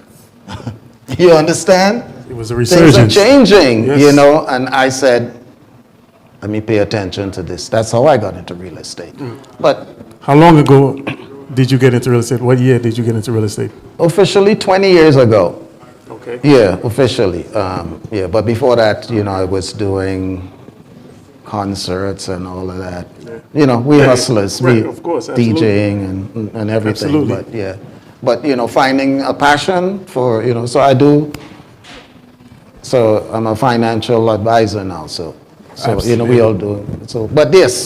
But the thing is, the main thing for people who are out there watching is that always keep growing. Absolutely. Always keep growing. And that's one thing that's one thing that I try to instill in my kids is always keep growing, always keep moving forward, never stay stagnant, never stand still. And as far as helping out in the community, I wanted to start something every Thanksgiving because I knew that no matter what, I always say my kids is always going to eat. We're always going to eat, but I wanted to start maybe like a food drive every Thanksgiving to actually feed the neighborhood. So this is one thing that I wanted to start. And if anybody wanted to, help me with that in here tonight, or anybody online wanted to help me with that tonight, then, it's all good. I'm willing to put my work in, my money, my time, my effort, my energies, because I always wanted to see people eat. You understand? No, I don't think no one should be going hungry. I don't think no one should be starving. So I'm always going to eat. I know that. I know I'm always going to find a way for my kids to eat, but I always want the neighborhood and I always want my peoples to eat as well. So that's something that I want to do. I want to start, and I want to do that specifically on Thanksgiving because I know a lot of times, you see everybody with the big plate and the big food and the this and the that, but a lot of times we forget that some people don't have any. And some people, they belly is touching their back, as we used to say back home. So this is something that I want to start. And tonight, it kind of it reasserts something inside me to say, yo, you know what? Don't talk about it no more. Let me be about it. So well, this is the place. The Nutmeg House is where all ideas are being incubated. Cato has his space, he has his own incubator over here. But this is the space where we all converge, people of like-minded. This is the space that we all are coming together to formulate ways how we can help our people. Absolutely. All right, so those online, we want to see you in the house. Come by and see the space and enjoy the food, and I am so really getting agitated because people are eating that fried fish. I just ordered mine. I just ordered mine. One more group to go, and then I get to eat. I ordered mine, and I'm about to put some Roxy's garlic sauce on that. Stop it. Stop it. Okay, so we're going to go to a commercial break, and then we're going to bring on the people with all of the money. There's another group coming up here with money, you know, for you listeners out there. They have some strategies for you. So we will be right back after the commercial break. Are you building something? An idea? A business? A brand? A legacy? Welcome to Second Fridays, Professionals and Creators Social, a curated networking experience designed for people who are serious about growth. If you're an entrepreneur, investor, realtor, tech professional, content creator, or community leader, this room is built for you. Because connections create opportunities. Doors open at 6:30 p.m. Broadcasting begins at 7:45 sharp, and from 10:20 to 11 p.m. Real conversations, real connections. Enjoy island-inspired eats and drinks, fish cake, fried breadfruit, kingfish, snapper, and more. Hosted at the Nutmeg Clubhouse, 1215 Flatbush Avenue, Brooklyn. Just $5 access. Tables, live ads, sponsorship packages, your brand in front of professionals who are ready to move. Second Fridays. Creation Strategist. Our mission is to educate families how to create generational wealth by investing in residential and commercial real estate properties for rental of stores, apartments, Airbnb, and rooms. Single family house, two families house, rooms, apartments, and luxury apartments. We also provide financial products and services, retirement plans, mutual funds, annuities, Roth, disability, and life insurance. Phill, Benn.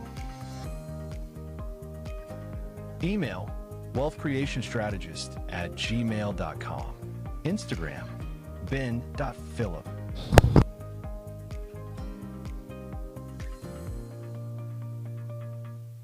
Wealth Creation Strategist.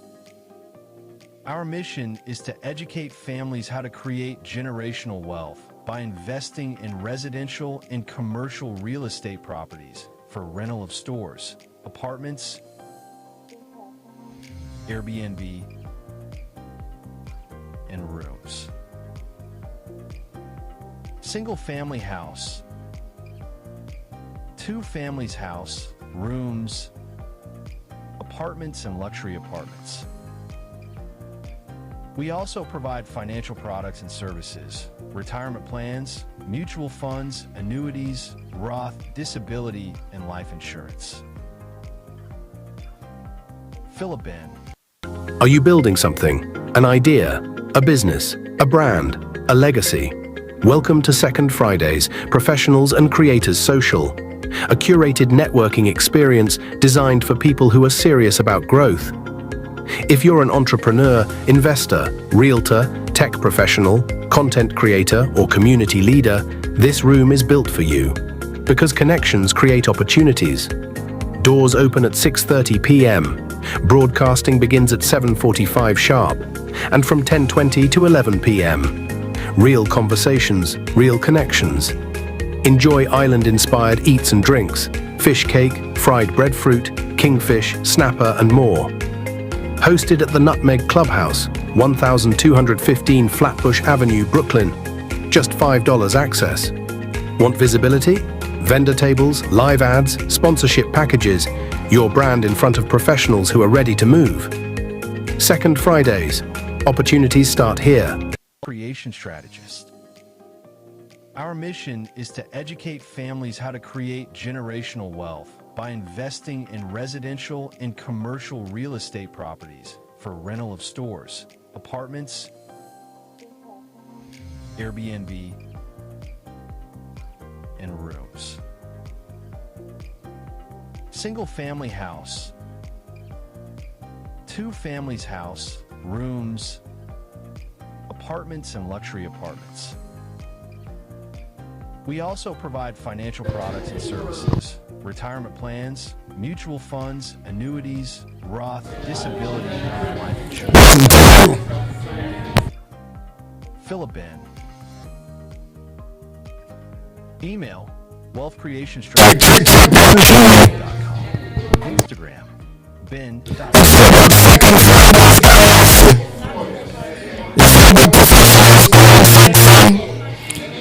creation strategy. Our mission is To educate families how to create additional value by investing in residential and luxury real estate properties in Atlanta Strategist. apartments. Rentals for over 800 guys.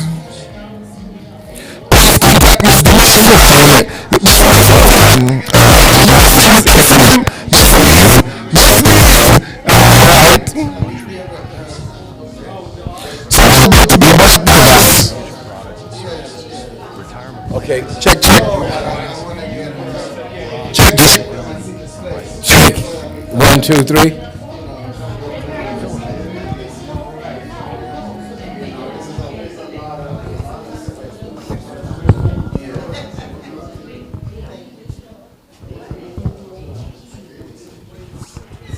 Yes, ladies and gentlemen, viewers online, my partner, Mr. Phill, Benn, guys, we are here, and I'm here with Mr. Frank. This gentleman was really on the very first Second Fridays, guys, the very first Second Fridays, and it's all about AI trading. If you interested in learning, right, on how to grow your money without the headache of trying to figure out which stock to pick, what to do, when to do it. So I'm going to leave the floor for Mr. Frank. Let he introduce his team who came all the way out from Harlem to be with us tonight, guys, on Second Fridays in Brooklyn, New York. So Mr. Frank, talk to them. Introduce the squad. Good We have a mic for them when they come up right here. Good evening, everyone. My name is Frank Morris. I'm out of Washington Heights. I brought my whole team with me tonight. They my ace coon boom. They are in the AI trading with me. Come on up, everybody. Come on up. And they have their own statement that they want to read and they want to share with you. They have their order that we're going to do it. And this is going to tie into all the things that people have problem with about trading. That is simple, it's easy, it's copy and paste and earn profit. We've been around for 2018. The idea came into the mind of the Professor Beard, and he's the founder, creator, and you'll hear more about him from my business partners. And we are growing rapidly, and it's a very lucrative way to make money for yourself and also to support and tie into all the things, all the wonderful businesses that was presented with us earlier. We are very happy to have all of the new ideas and entrepreneurs out there working hard to make our community financially wealthy, and I'm just very happy about that. But here we can tie it all together for you because trading will allow you to be your own bank. Trading will allow you to have not work from 9 to 5. Trading have changed my life, and I started with a very small investment, and it allowed me to take out in less than 4 months $10,000, and my money is still growing. After taking $10,000 out of my account, my money now is up to almost $10,000 and more today. We will speak about it, and I will let my team tell you more about who we are. And here we are, the commission, the way we're leading, and you can announce yourself. My name is Adenike Adekunle. It means crown worth appreciation. I was introduced to AI 3 months ago, and I've always wanted to invest in crypto, but there was no one there to teach me how to do it. Well, we have an excellent educational part that the The professor, we call him affectionately the professor, Stephen Beard. He is the CEO. And he actually gives you training and a lot of encouragement for you to learn. What I love about it, the philosophy is to raise 100 million people up out of poverty. And when I heard that, it resonated because we are very talented people. Educational, most of us, if we went to the university, I went to St. John's University, I did everything I was supposed to do, but I wasn't making the money that I truly wanted to make. Now I'm actually seeing that happen here. And I have 6 beautiful grandchildren and 1 great-grand.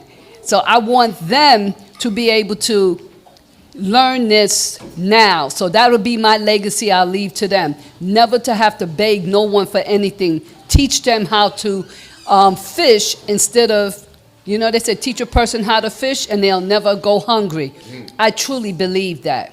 So I'm going to teach them. So I have it from 25 all the way down to 4 years old, okay? The vision of the company, it says vision of BG Wealth Sharing. Empower every active investor to become a BG owner and ensure they have guaranteed income through BG. Business group philosophy. Being is a core concept that refers to the essence and reality of things. It involves how we understand the relationship between ourselves and the world. Growth. The process of life is essentially continuous growth, including both physical development and the deepening of spirit and thought. In a small team, people manage people. In a large company, systems manage people. Follow group rules for easier management and stable long-term trading signals. Thank you for your time. Thank you. Thank you. Hi, my name is Capucine Hamilton, also known as Cappy. And we're here. We wouldn't be here without this particular person, and that's Dr. Stephen Beard. He is the one who put all of this together where we're able to copy, paste, and profit, right? So I'm going to give you a little bit of information about him. So he founded the company in 2018. And he combined academic insights with practical trading. So he wanted to make it easy for us. You know, we have the day traders who have to constantly read signals and candlesticks, but we don't have to do that. He made it a lot easy for us where the common person could get this, right? So in addition to that, as of November of 2025, we were able to get over 400,000 members. So the company is currently strategizing for expansion into the U.S. and aims to establish its headquarters in Colorado by the end of this year. So I'll pass the mic on for further information.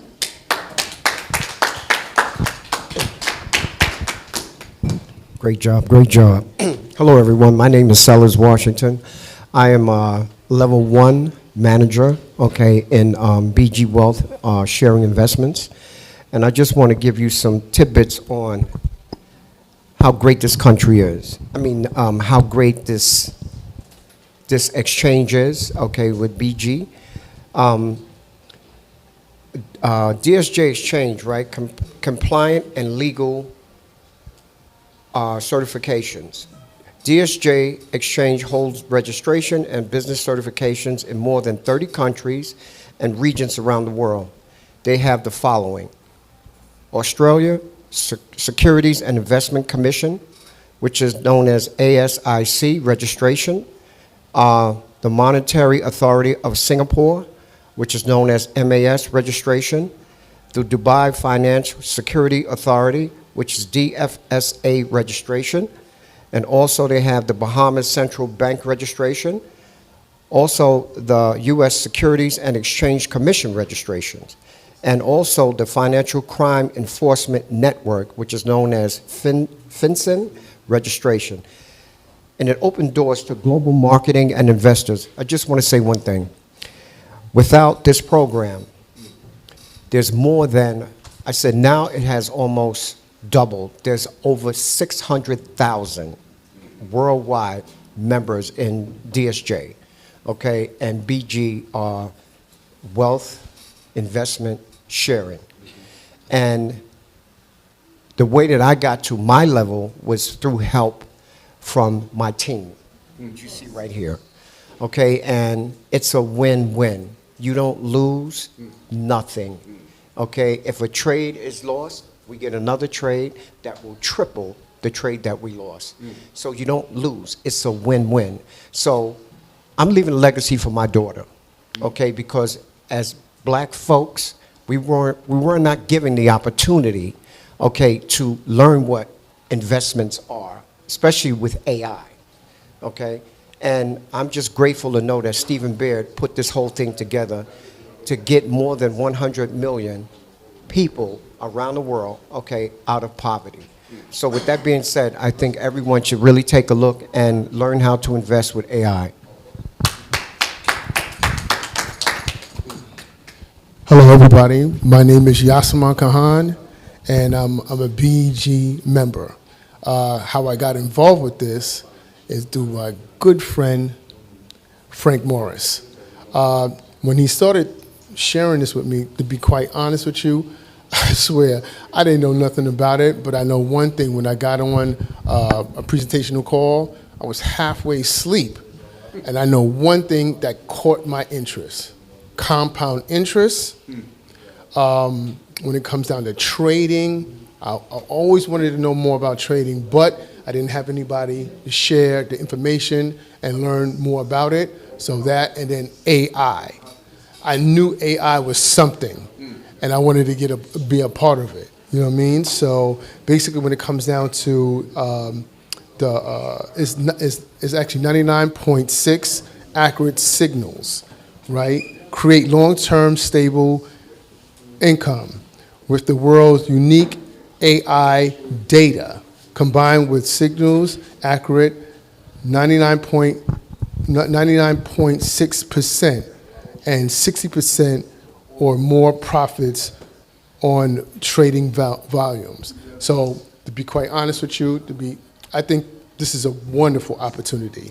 I pass this down not only to my child's mother, but as well as my children. I have a 21-year-old that will be 21 this year, and I have a 17-year-old that will be 18, and they're all involved with BG. So I want to pass on a good relationship with money, number one, and then have them to use the technology to build wealth. Thank you. Thank you.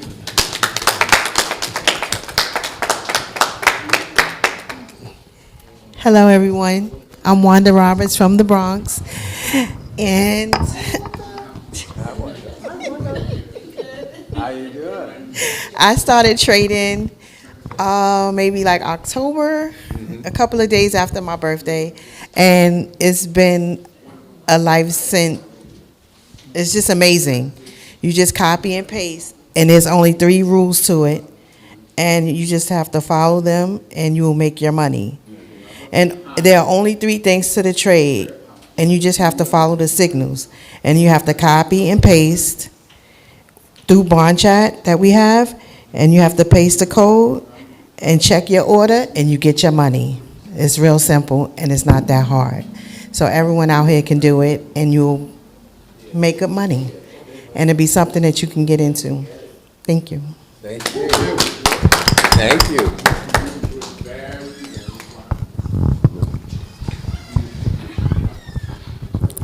All right.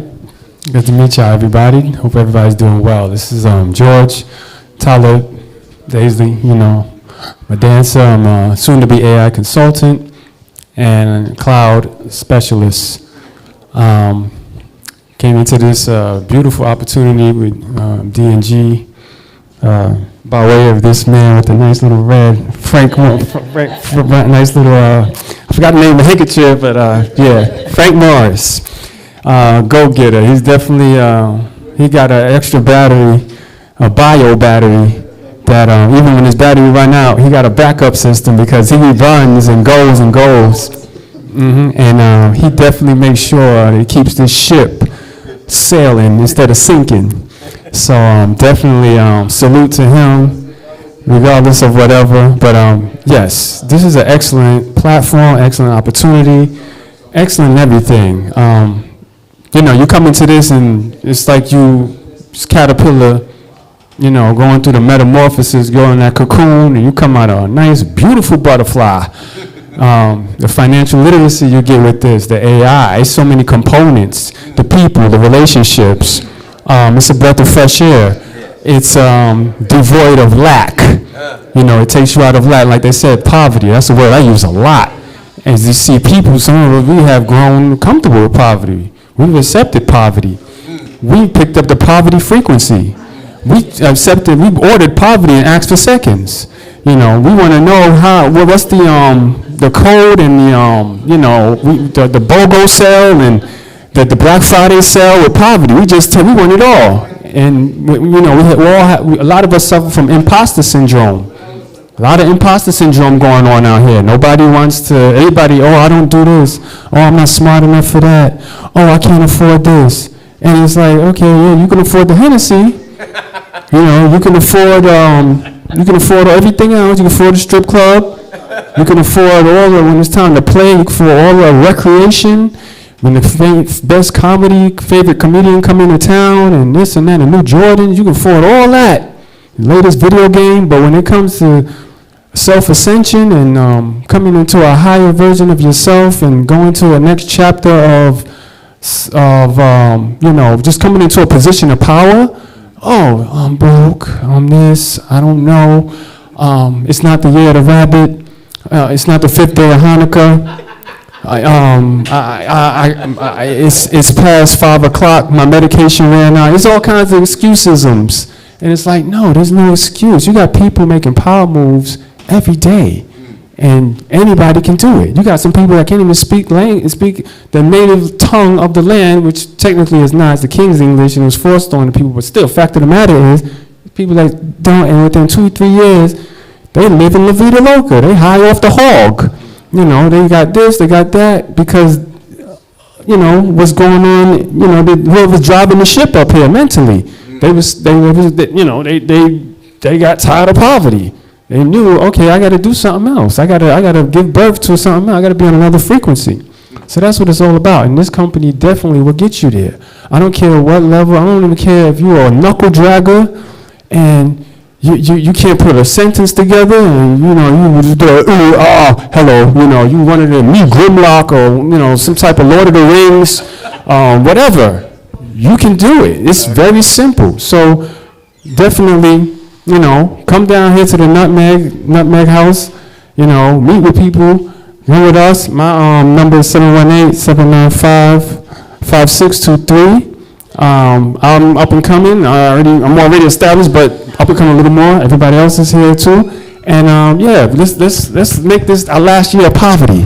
All right? Talk about your AI real quick. Okay. Once you do the different certificates, spend a minute or so on that. All right. Yes. I got most of my certifications through Coursera and Udemy. And I have official ones too from AWS, and I got another one that should be coming in April, the AI practitioner, and I have my AI consultancy that I'll be getting in summer, which is a whole another juicy market, you know. So like I said, just that will get you out of poverty.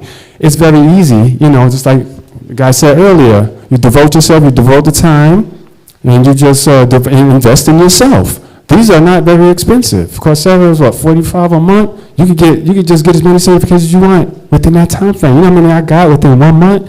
Udemy, same thing. You could go ahead and get as many as you can. You could go collect them like Pokemon cards. you know? And then you got the official one, AWS and you know, your cybersecurity and all that. You can get that too. That takes a little more studying, but yeah, you study for like a month and a half, you know, hey, it's yours, and it'll change your life, you know? So that's the thing. Just a little focus, and you can get certified, and whatever, even what's his name, Philip, he does his real estate, you have to get the certification for that. Locksmith, whatever marketing it is, mani-pedi, you know, the beauty, wigs, weave, eyelashes, whatever it is, you can get your pilot license, whatever. You can do it. You can get a certification and get that, change your life, get out of poverty. And, you know, the market is beautiful. You can't go wrong in tech. This is what I do. You teach people, you pass it on, of course. Everybody, cloud is in everything. Cloud is Airbnb, cloud is Netflix, cloud is in your email. So, you know, it's everywhere. There's no escape. There's a big billion-dollar juicy market. Same thing with AI. We already see what that is. I don't even need to get into that. You know, fintech is getting into it, finance, health is changing health, it's changing finance, it's changing everything we do. It's in your Alexa, it's in your, it's the other thing, whatever. Yeah, it's everywhere. It's in your phone. So, you know, hey, make the move. Don't just, you know, stop the imposter syndrome and make the move and come to the next chapter. That's it. Okay, everyone. You've heard from my team. And I just want to say, I want to ask people in the audience, how fast do you think you can get to $1 million by investing $500 within our company? What is that, like 20 flips or something like that? I don't know. How much flips? That's pretty close. So yeah, it's somewhere around that. So it's actually 24 months. You can be a millionaire by just copying and pasting in our organization. It's fabulous. It's where you can also, what is mentioned a little bit, that you can put your children in here, and especially like our parents, you know, the money is tight in the household, but if you put your child in here and be their sponsor. Hold the mic, Frank. Hold the mic up. And be a sponsor in here, you put your child in and be a sponsor of them, you can now establish a wealth for your child to have money to go to college, to further their education, or maybe you want to just them to have more money. You can do that and make them a millionaire and watch their money grow instead of buying them those sneakers and all that. Facts. Invest that $200 in here. You know, save up the $500 to $500 and then put them in, and in 1 year, in 2 years' time, they're a millionaire. Yep. Suppose you got a 15-year-old and you behind, you haven't bought insurance for them, you don't have health care for them, you don't have anything for them, and you working day and night. So you invest $500 in it, and now that child is a millionaire. Every child in your house can be a millionaire. And when they come to be a millionaire, now you take that money, now you buy life, a $100 million policy for your child. Now you got two different incomes coming in your household. Now you can borrow from those. You your own bank. Now you are your own bank. You can make sure that your house have the right financial ability to move forward in this cycle of economics. And that's what we're all about. That's what BG is all about. That's what DSJ is all about. And we really love helping people. And they are telling you we 99.6%. We win. On the money. Yeah. And we win. And then it's all up to you, but we win, and they give you a code in 20 minutes. You have a new code you place if we lose, and you put it in 20 minutes to an hour, then you get 3 times your money back. If you lose $50, you get 3 times that money back on the next code that you put in. Okay, thank you very much, guys. It was great being here tonight. Thank you. Look forward to coming back, and I hope you all come out on Monday, Wednesday, Friday, and Sunday at 6:50. I'll pass out the flyers, and you probably have seen some of the announcement. We have all the websites, and we're willing to work with you as long as you're willing to work with us. So that is Mr. Frank Morris, guys, and the team coming all the way from Harlem. We definitely got to give thanks. Greatness, that's what we say. It's all about greatness. And if you guys would notice that 99% of our speakers are all passionate all passionate about wealth generation, all passionate about educating our kids, the future, whether it's in politics or it's in wealth structures. So myself has gotten involved with Mr. Frank from last time we were here, which is a month ago. Right? So how's your money doing right now? Well, how's right that money doing? Tell me. I don't want to talk too much. Or let's see me walking with a limp. How's that money doing? Tell him. Or let's see me walking with a limp. I don't want people to know where, you know what I'm saying? But it is a product that I would tell people that you definitely don't stick on it, because the opportunity to make money in this world, a lot of people look for an easy fix. And in life, that there is no easy fix. You have to do some form of a work. And this is nothing different. 3 minutes. You have to log in that 3 minutes for the day, total, do that work. It's not like Kellon said he had to go on exam to study for 72 hours. It's 3 minutes. 3 minutes. You know, so along your goals that you are accomplishing for life, it is definitely something to consider. And I can't wait to tell all you my story. We'll be renting out Nutmeg House and everything paid. Yeah, by Mr. Frank Morris. Yeah. Yes. Yeah. I know that. But anyway, guys, it's all about Second Fridays. My partner, Mr. Phill, Benn. Right, guys? Any information from anyone who was interviewed here, please feel free to recap, share the video link, share it out on Facebook, on your social medias. So stay tuned until next Friday.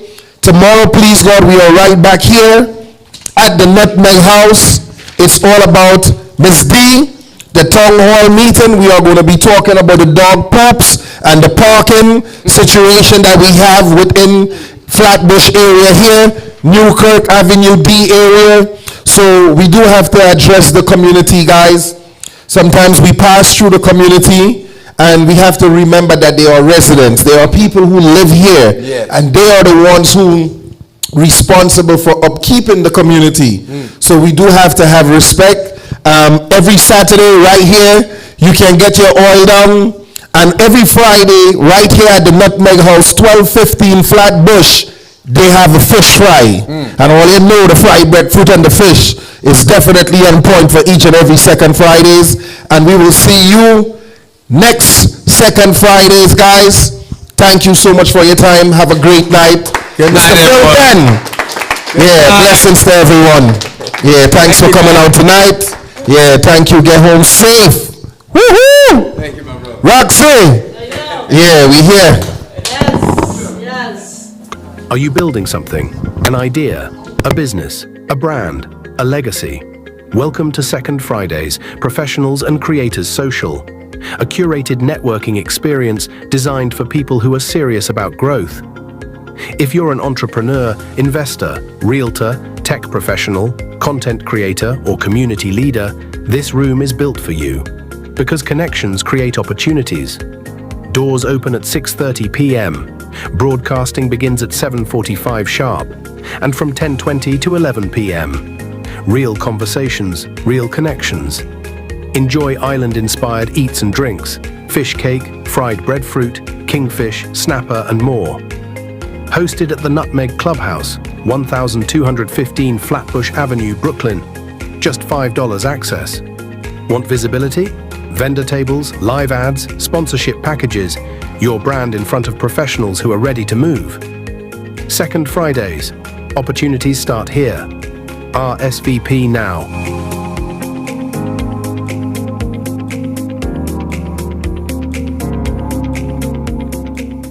Brooklyn. Are you building something? An idea? A business? A brand? A legacy? Welcome to Second Fridays, Professionals and Creators Social, a curated networking experience designed for people who are serious about growth. If you're an entrepreneur, investor, realtor, tech professional, content creator, or community leader, this room is built for you. Because connections create opportunities. Doors open at 6:30 p.m. Broadcasting begins at 7:45 sharp. And from 10:20 to 11 p.m. real conversations, real connections. Enjoy island-inspired eats and drinks, fish cake, fried breadfruit, kingfish, snapper, and more. Hosted at the Nutmeg Clubhouse, 1215 Flatbush Avenue, Brooklyn. Just $5 access. Want visibility? Vendor tables, live ads, sponsorship packages, your brand in front of professionals who are ready to move. Second Fridays. Opportunities start here. RSVP now.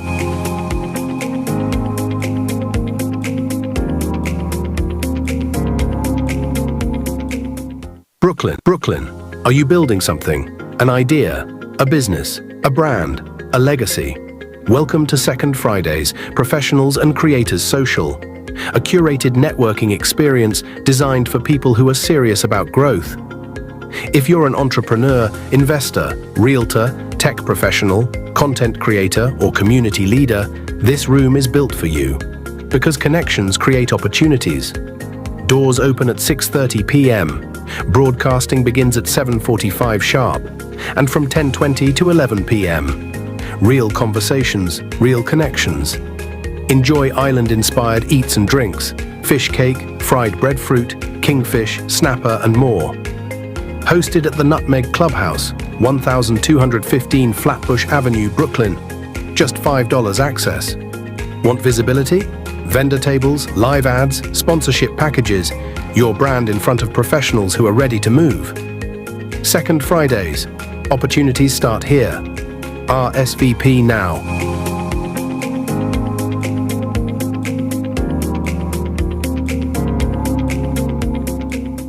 Brooklyn. Are you building something? An idea? A business? A brand? A legacy? Welcome to Second Fridays, Professionals and Creators Social, a curated networking experience designed for people who are serious about growth. If you're an entrepreneur, investor, realtor, tech professional, content creator, or community leader, this room is built for you. Because connections create opportunities. Doors open at 6:30 p.m. Broadcasting begins at 7:45 sharp, and from 10:20 to 11 p.m. Real conversations, real connections. Enjoy island-inspired eats and drinks, fish cake, fried breadfruit, kingfish, snapper, and more. Hosted at the Nutmeg Clubhouse, 1215 Flatbush Avenue, Brooklyn. Just $5 access. Want visibility? Vendor tables, live ads, sponsorship packages, your brand in front of professionals who are ready to move. Second Fridays. Opportunities start here. RSVP now.